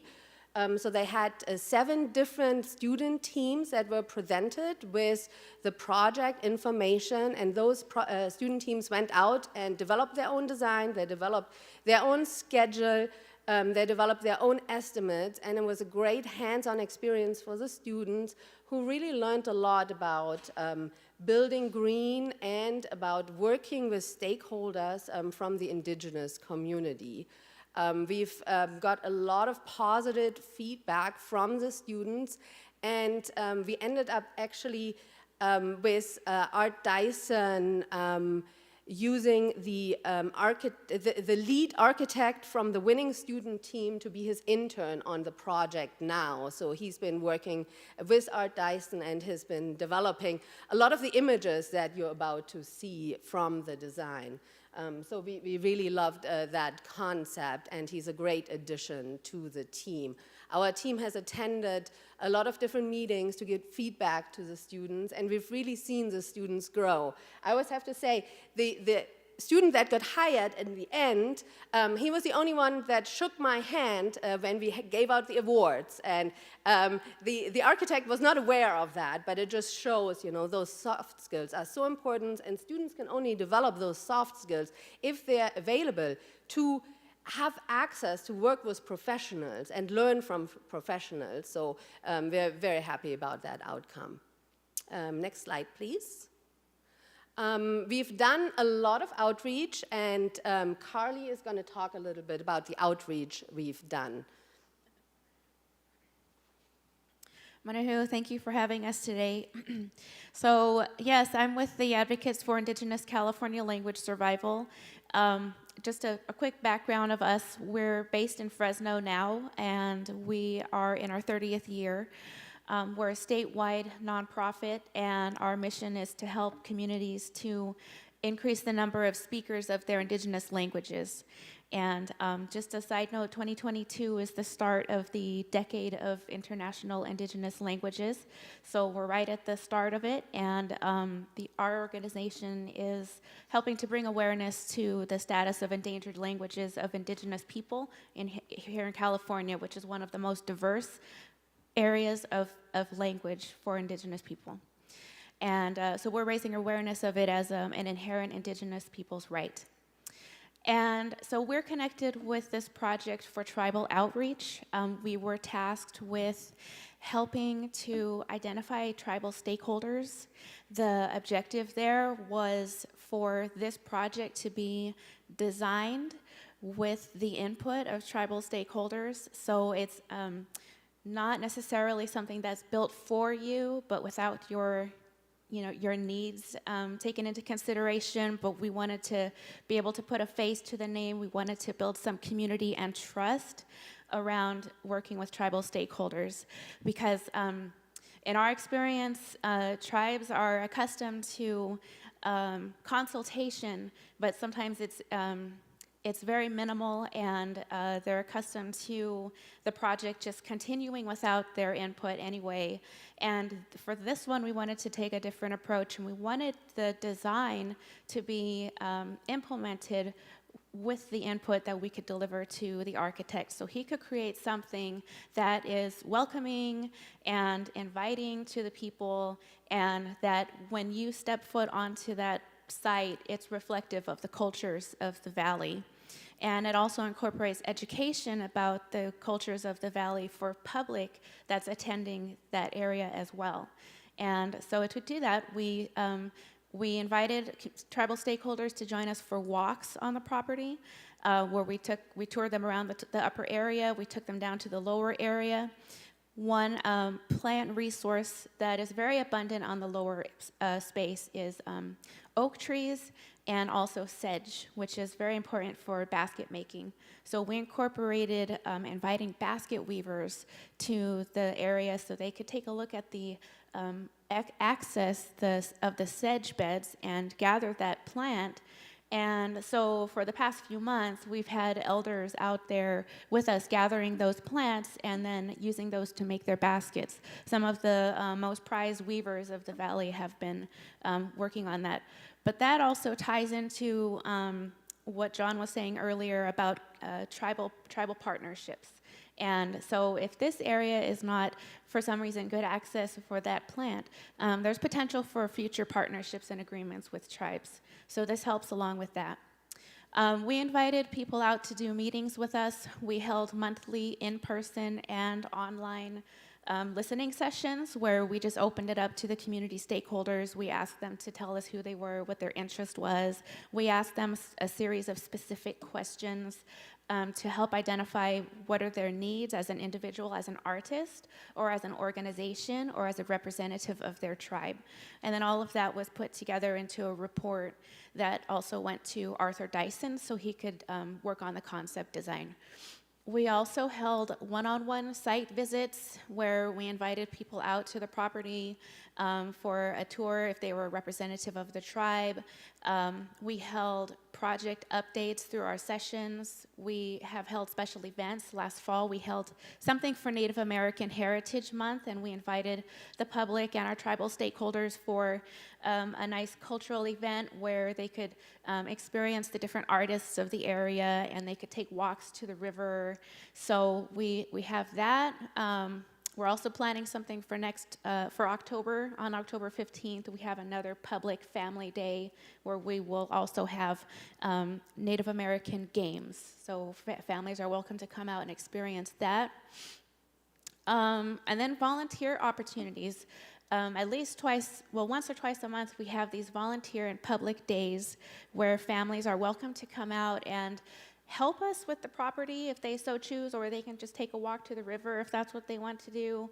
But it's a good chance to meet the team and for them to experience what the site has to offer. And for tribal organizations, we invited them to come out on those days so they could spend some time getting to know what the property has to offer and to give us their input through comment cards or just verbal feedback. And then because we have worked with several different tribes and organizations, nonprofits, and folks that serve Native American people, we've had the opportunity to table at their events. So we've been out at Fresno State for a youth event. We've gone even all the way up to Big Sandy Rancheria for a family event. We just look for those opportunities where we can set up a table and promote this project and what we're doing for it and engage folks in conversation so we can collect that feedback. Next slide, please. Yeah, so as I said, some of the things that we learned is that it's important to spend some time with our tribal stakeholders and for them to engage them in conversation and to build that trust and a sense of community. Because we understand that we wanted to go forward in a good way with an approach that is welcoming to them and to invite them to share their input on this project, but to also let them know that there's potential for future agreements and future partnerships with the Conservancy, and that this is not just a project that's going to be done without their input, but they're a part of it too, so that way they're invited to come to this project and they can enjoy it if and when it's built. Next slide, please. I think this is the same slide. So yeah, those images, we're going backwards. Those images are of our elders gatherings. We had a special art gathering with Art and some elders that we pulled from the community so they could give him a better idea. He pulled in some sketches and he said, does this design look appropriate? Does this, symbolism look appropriate? What would be a good way to honor the various different tribes of the valley? So, everybody had something to add into there, so that came out in the final design. And then even after the final design was designed, we actually had another public meeting where folks could still ask questions about it, and he could showcase what he's come up with. These are some of the needs that we identified through the community outreach sessions and the comment cards. There were many different ideas, but we narrowed it down to a space where there could be areas for large and small group meetings, where an organization like mine, which is statewide, we could have a location for our annual gatherings, fundraisers, or board meetings, and it's a centralized location where we can all come together. Educational spaces to meet and teach. We have many community members who teach art like basket weaving or beading or language reclamation. So there was a need for them to have spaces where they could work there. Shared meeting and workspace. This came out in pretty much all of the outreach. Just, I just need a quiet place where I can go work. This is a beautiful location. It's remote. If I can just go there and like have a table, or if we could have a mini conference room set up or something like that. So shared meeting and workspace.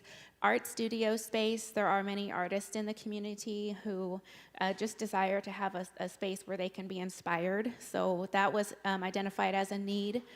Overnight stay opportunities, such as a campground, and if there's a large gathering. Sometimes community members like to offer that if you need to stay overnight, like for a powwow or for a basket gathering or some kind of regional gathering, you can set up a tent or set up a trailer.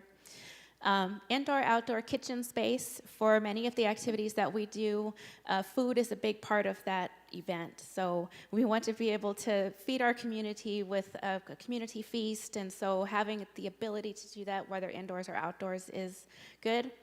Also, a place where the community, the tribal stakeholders can educate about and maintain their traditional practices. So I mentioned sedge gathering and basket weaving as part of that, but there are many other cultural aspects that people like to be able to teach. The organizations that we work with, they often have youth groups, and they want to take the youth groups to a safe space where they can take a walk or they can experience nature.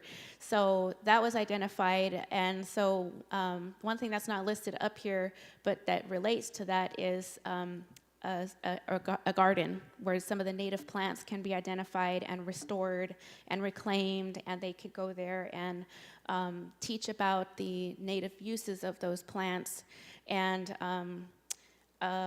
experience nature in that way, in a space where everything is there.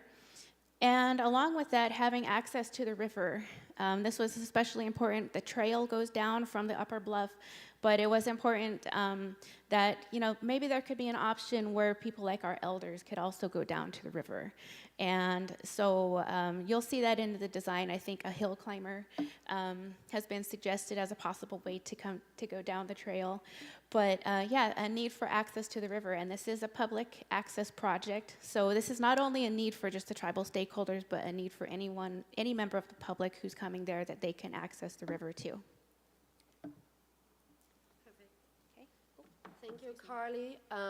And I just want to stress that while we focused in our public outreach on tribal stakeholders, we certainly had it open to the general public as well, and we've gotten a lot of participation from the general public. A couple of weeks ago, we did a canoe club of the canoe river, a cleanup of the San Joaquin River with some youth groups, and one of our volunteers that came through us through Circle V was there, and she just identified herself as being with Circle V, which was great. Sharon just told me that I stole a volunteer, but I think Circle V just stole its heart. So it's really important as we're activating the space, which has been empty for so long, that we do this in-depth outreach and provide people the opportunity to work there and provide input in the project at the same time. You've seen there's a lot of different groups involved. So next slide, please. So we did get a lot of input, and here's our conceptual site plan. The big round circle is the parking lot. And we've heard how important accessibility is, and we didn't want to have too much parking on there, but in discussion with the community and with the architect decided that we're going to put the meeting space in the middle of the parking lot so that it is really well accessible.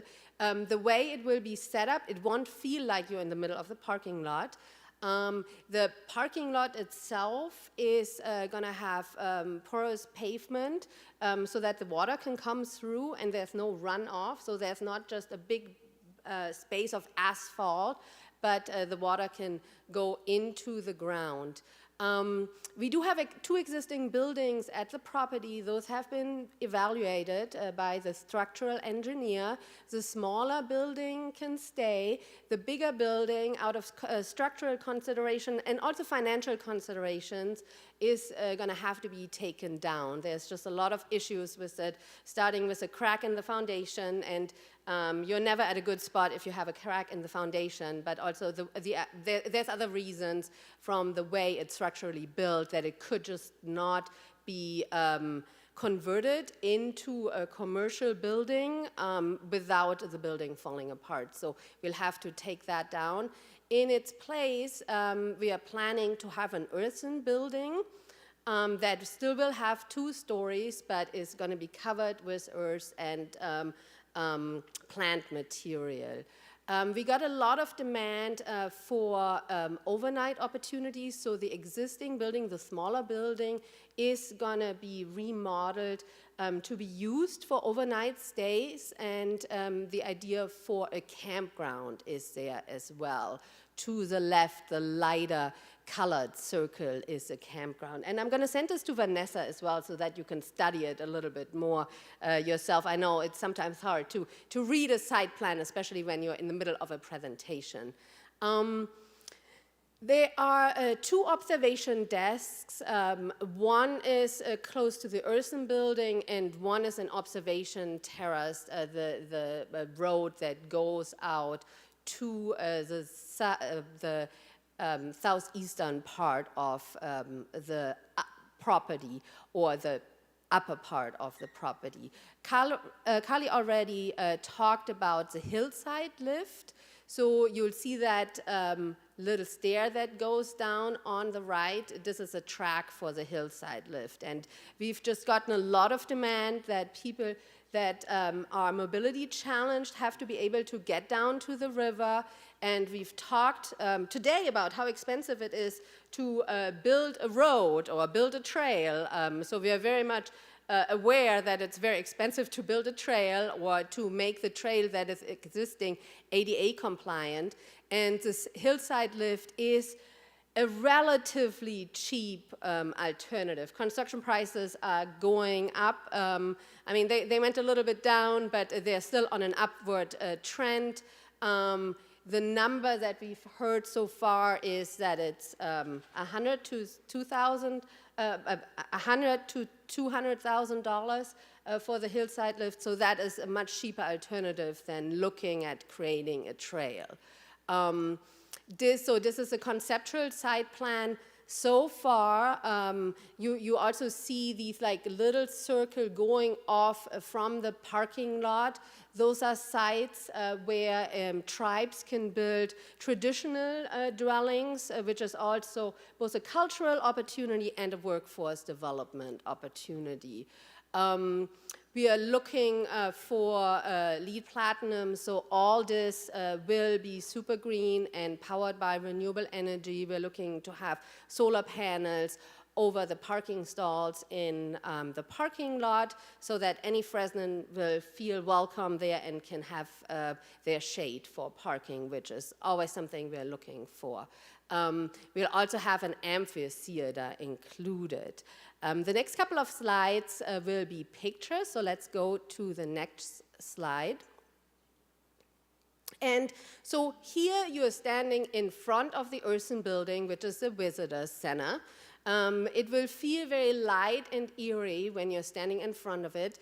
There's all these big stones that you see at the entrance.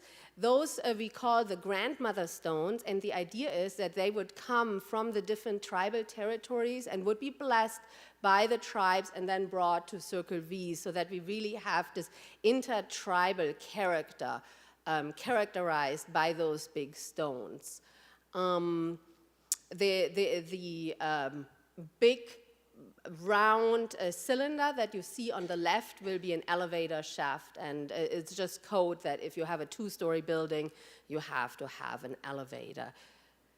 Let's go to the next slide, please. Here is the earthen building from the other side with the hill climber included. So you can see the observation desk, you can see how airy it is when looking through it, and you can see that you can easily get down to the river, which is very helpful. The path that is existing is pretty steep, so we have a lot of demand from all elder people that they need to have an alternative. Next slide, please. And here we have an overview from an aerial perspective. So you see the earthen building, you see the cover of the earthen building, and then on the northern side is an amphitheater for educational purposes. We have a lot of demand for space for education, and so we'll have a room inside and then the amphitheater outside, because people like to be outside by the river, and this is usually a place where people like to gather. Next slide, please.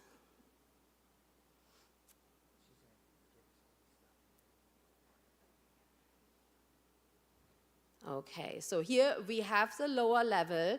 Art Dyson really took a lot of time so far to talk to all the stakeholders, and he's always saying that he's learning so much by just being present with people. And so the colors are very important colors for the Native American community, and he felt by including the colors, we really show the character of what the building is supposed to be through the choosing of this design element. You see on the right, those are educational rooms, and in the middle, you can also see up to the upper area. And it gives you also an idea of how airy the building is, while at the same time really having a really good building envelope, so that the building is very well insulated. And the goal, when John first approached us about the project, he said, I want to have very low utility bills. So that's something that we're trying to create through this. And if you look at the building envelope first, you ensure that the building is as energy efficient as possible. Let's go to the next slide, please. Here we see the main level of the visitor center, which has space for exhibits, and it really can be this cultural arts center and really draw people to this place because they can learn about both indigenous folks from the area, about baskets, about green building, whatever is chosen to be exhibited in the building. And we'll have this little circle of glass on the top so that we have even more outside light in the building, which also reduces the need for the use of lighting. Next slide, please. Here we see an image of the meeting space. When I said we'll put the meeting space in the middle of the parking lot, I could see Steve thought, oh, this doesn't sound so good. So this gives you kind of an idea. We chose Art Dyson because he's really good at connecting a building to the site. And so when we were talking about this idea, he really had to promise us that it's not going to feel like you're on a parking lot. So there's going to be this buffer of greenery in between, so that you feel like you're at a beautiful site at the river, while really ensuring that nobody is getting excluded from gatherings because they cannot walk to the site. So this gives you kind of an idea of how it's going to look. The roof of this building is relatively unusual because it's like stacked, and in the middle is glass. But we really want to create a place that is drawing people, and that it's all going to make us proud to be part of the parkway. And it's drawing people not only from the Fresno and Madera region, but people that are looking to go to Yosemite, that they say, oh, let's stop at Circle V at the San Joaquin River, because this is an amazing place. So we definitely chose him to create those amazing buildings. The meeting place can either be covered by glass doors or all around, or half of it can be open. So it's like an inside-outside meeting space with an inside kitchen and an outside kitchen at the same time. And And it's also, yeah, it's also going to be very energy efficient, of course, yeah. And we are looking to really into decarbonization. I have to say, we at the moment, we have the conceptual design, so we haven't gone too much into the schematic design, but our next step is going to be to really look at all the different building materials, to look at any of the different heating and cooling elements that are going to be included in there. So we don't have a lot of questions on the answers for questions on materials yet, just the goal to have as little carbon included in those building materials as possible. If you, some of you might already look into decarbonization. There's the operational carbon, and then it's the embedded carbon. So the operational carbon we use from PG&E, right? We've been trying to be energy efficient for a really long time to keep that down, and now the green building industry is really looking into embedded carbon. How can we reduce the carbon that is included in the building material? So that's the next exciting step that we're going to get to look into.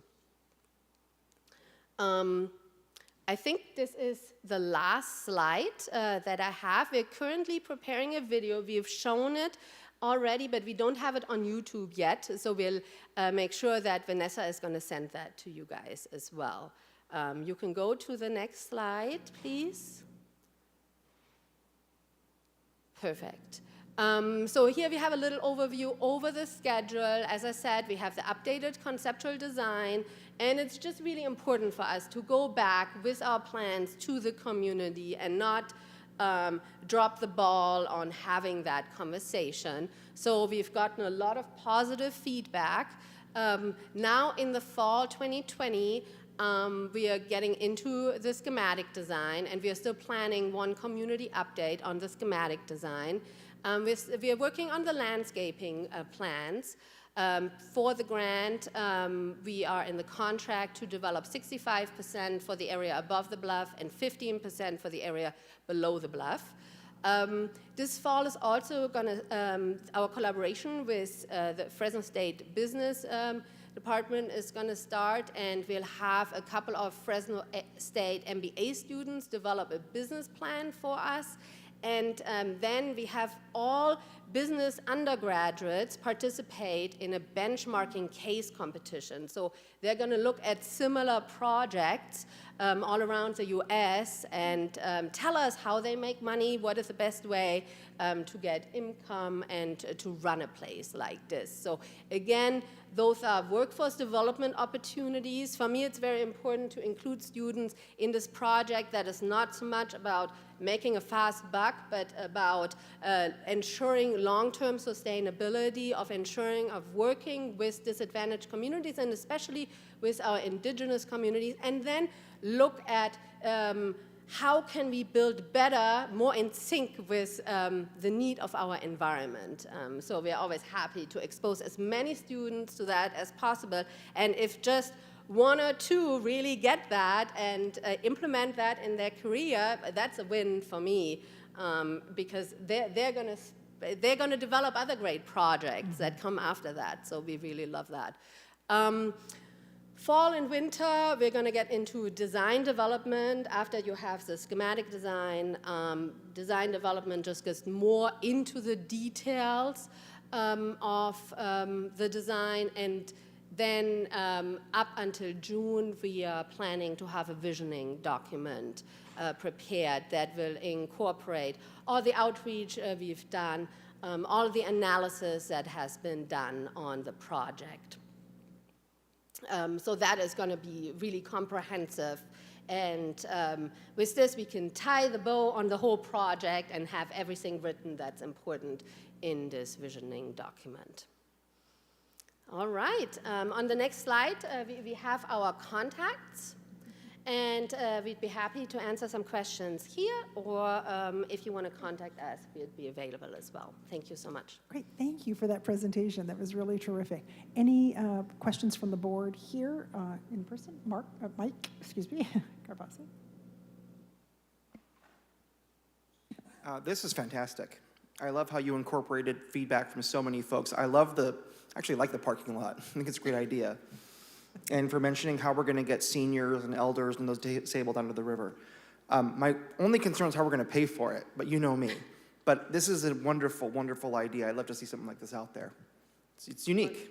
So, and the garden's a great idea too. Yeah, thank you so much. And we don't have the estimate yet. And I think we can all imagine it's gonna, not be super cheap. But we're gonna, we've had this conversation with Mr. Dyson, and our goal is certainly to keep the cost in check. So I can also weigh in a little bit.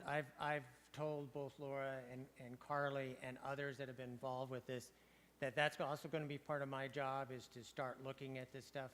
I think I had mentioned it in the past to the board that there is a monthly natural resources tribal liaison meeting that we have with all the different offices within the Natural Resources Agency. We had a training day that we came out. So I'm trying to get the information out there. I'm trying to get people very jazzed about it. The tribal liaisons loved it. And when, I think it was still with Laura's conversation, but Carly also mentioned it about who has been there. We've had folks from some of the coastal tribes. We've had some people from over in the Great Basin that have come over.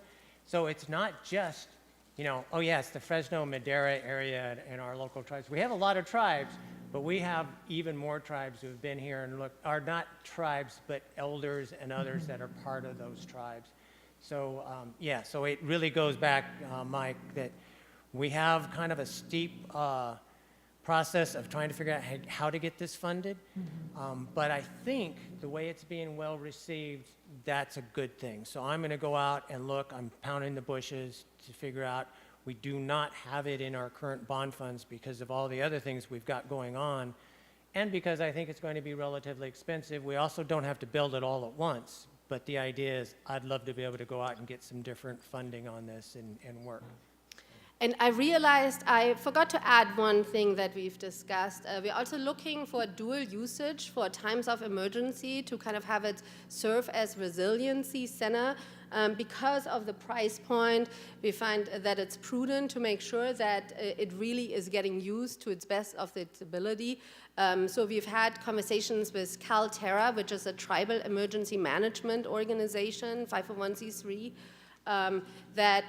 we've had 3 conversations so far to ensure that this could also be used as kind of a headquarters if there's emergency services where the need is there. So during the fires in the mountain, which very often are in tribal territory, it has shown that there's a need for more places that can serve as a center in times of emergency. So this is something that we are intentionally putting in there as well. As you can see, this project is very complex. It has a lot of different aspects to it, but this is also where we can see some funds that could be added to the project through this venue. Wonderful. Thank you so much. And if we could get that PowerPoint presentation distributed to the board members, that would be terrific. It's great. Thank you so much. Thank you. And you're always welcome to come out during our family volunteer days or whenever you're available. We'd be happy to have you. Thank you so much. Thank you. Okay. And if I can get the slideshow to go back to the, actually, I guess that would be me, huh?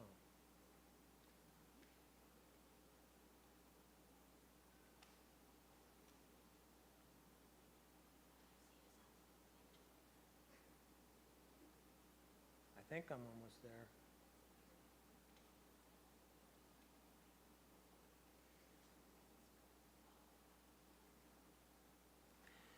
So at this, excuse me, this point we have our organization reports. I think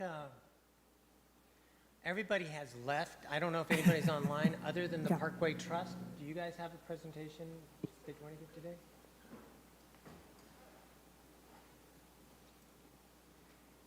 We'll make it fast. Thank you so much. Hi, everyone. Sarah Parks, Assistant Director with the San Joaquin River Parkway and Conservation Trust.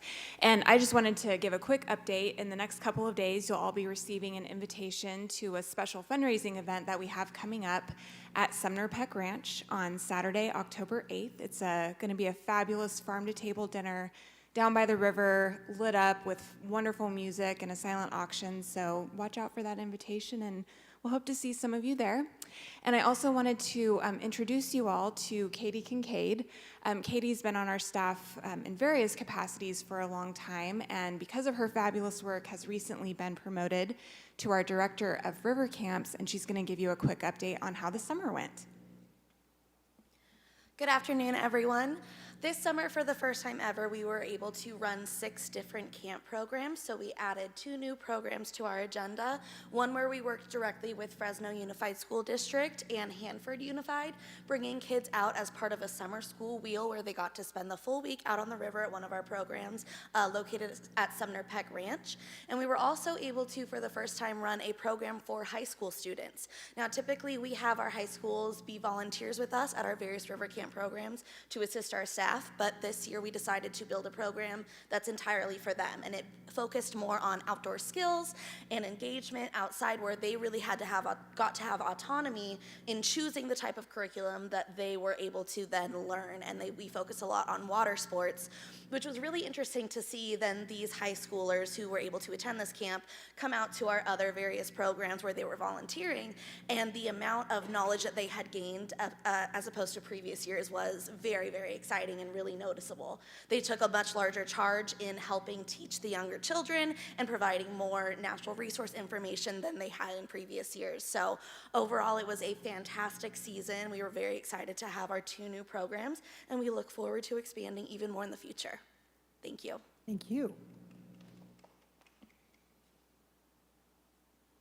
And I don't think anybody else is online. I just checked the participants, so I don't think we have any other organizational reports. Oops. And then, John, I know you have your executive report written, and I know that you're providing some information we've asked you to. Are there any highlights you'd want to address? I know that Ms. Lucchese had to leave for a meeting, and I think she was going to speak about the Fort Washington Beach situation, but we could possibly have you start the discussion, and maybe next month also have her speak to it as well. So I did add a couple slides. I was hoping Board Member Lucchese would be here to kind of give her perspective. I think most of the board and the public has followed a little bit of the news. The State Lands Commission has revoked the license or done away with the license that the Fort Washington Beach family had for the State Lands Commission. On this slide that I've got here, towards the upper left corner, the red area and then the area right next to it outlined in black, that is the Fort Washington Beach area. The red area itself is the state lands low water. It's the area that belongs to state lands. So when you look at the parcel size, the actual Fort Washington Beach area is very, very small. Most of it is the state lands lease. I've also got highlighted in red the lease that used to be part of the Sportsman Club. It's now owned by Charlie Maxwell. It is no longer being leased. It was, the lease on that came up before he did the purchase of Sportsman Club from the Sportsman organization, and hasn't been renewed. And then next door to that is our Gagnabin, our Lanes property. What had happened, folks had been, and some of this was the adjoining landowners, had expressed some issues going on at Fort Washington Beach. A lot of this had to do with not being kept up very well, a lot of bad reviews from the public and others going on. They've got the city enforcement, code enforcement involved. They've also got the State Lands Commission folks involved. When State Lands staff looked at this, the lease was in, I want to make sure I get this right, Judy Finch's name. Judy Finch was the grandmother of the person who's was currently operating it, Stephen Gross, and then his dad is Michael Gross. Michael Gross is the ex-husband of the daughter of Judy Vince. And the lease name was still in Judy's name, even though she had passed away a couple of years ago. So State Lands Commission said it's not a proper lease at this point. The inheritors of the system did not apply to update this, so they just went ahead and canceled what was in there. And they canceled it without prejudice so that the family could still go ahead and apply for this.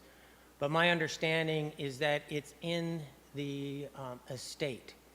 It hasn't been passed over to any of the heirs at this point, and the daughter is still local. She's been a little bit hard to get a hold of by the State Lands Commission staff. We're interested in also reaching out. State Lands Board, State Lands Commission board members were very insistent that this area be maintained, if it could be, as soon as possible. So I've worked on some of the issues. I've talked to Charlie Maxwell, the owner of the sportsman area now. He is willing to work with the Conservancy to give an easement across his property to get into the Fort Washington Beach lease area. State Lands Commission staff had said that it's very important to have public access from a road to be able to do the lease. So talking to Charlie Maxwell, he's interested in us doing that. He's also said that he has no problem if we were to take over his area that's being leased. He's trying to develop an event center at the old Sportsman's Club. And what he wants is areas next door that are well maintained and taken care of, and expressed interest in us being able to do that if we have the wherewithal. And I think we do. The other thing that I did is last week I went out and took a look, walked through the area, and we are connected pretty close to the road that goes through the old Sportsman's lease property. We have a road cut into our Gagna Bend property already, kind of where that black line is. It doesn't go all the way down once we get down to the flat, but it does go down the bluff as a road cut already. And the road line that's on the Sportsman's Club area is on our fence line. So we're right there. We can actually attach with our own property. I had another conversation with Charlie Maxwell yesterday, and he's still interested in very much working for us and working with us on this. I've talked to the State Lands Commission folks, and they said that, yes, we can apply. We should apply as soon as we can. I haven't put together a full proposal on this yet and figure out how to do it, because it will take a little bit of effort. I'm really hoping State Lands Commission staff would help us on this process. But we're in the mix, and I've expressed the interest on this, that we want to see Fort Washington run well and run pretty much the same it was 10, 15 years ago when Judy used to run it herself.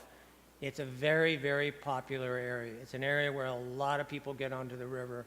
But in the last 5 years, it's also been an area where there's a lot of camps that are relatively permanent, and they look like a lot of other homeless camps that we have, or the unhoused camps that we have along the river in places. So it's like, yeah, if another operator wanted to come in and to buy the Finch's property, I think we'd be okay with it. The idea is we just want it done well. And so I think maybe at our next board meeting, I'll be able to try and put together some ideas that we can bring to you. I'll work with Jennifer LaCasey's staff to come up with some ideas and see what we can do. And that was really, everything else in my executive office report are very similar to what was last month, because we haven't made much progress. Today we did, because we approved the restrooms and also the concession agreement. Any questions? Okay. I think then that will conclude our presentation, our meeting today. Unless there's any board member reports, Yeah, but I think any everybody board wants to members' go. reports? No, I think we've gone a little longer than usual, but we will be meeting again next month, Wednesday, October 5th, and we'll go from there. The meeting is adjourned. Thank you.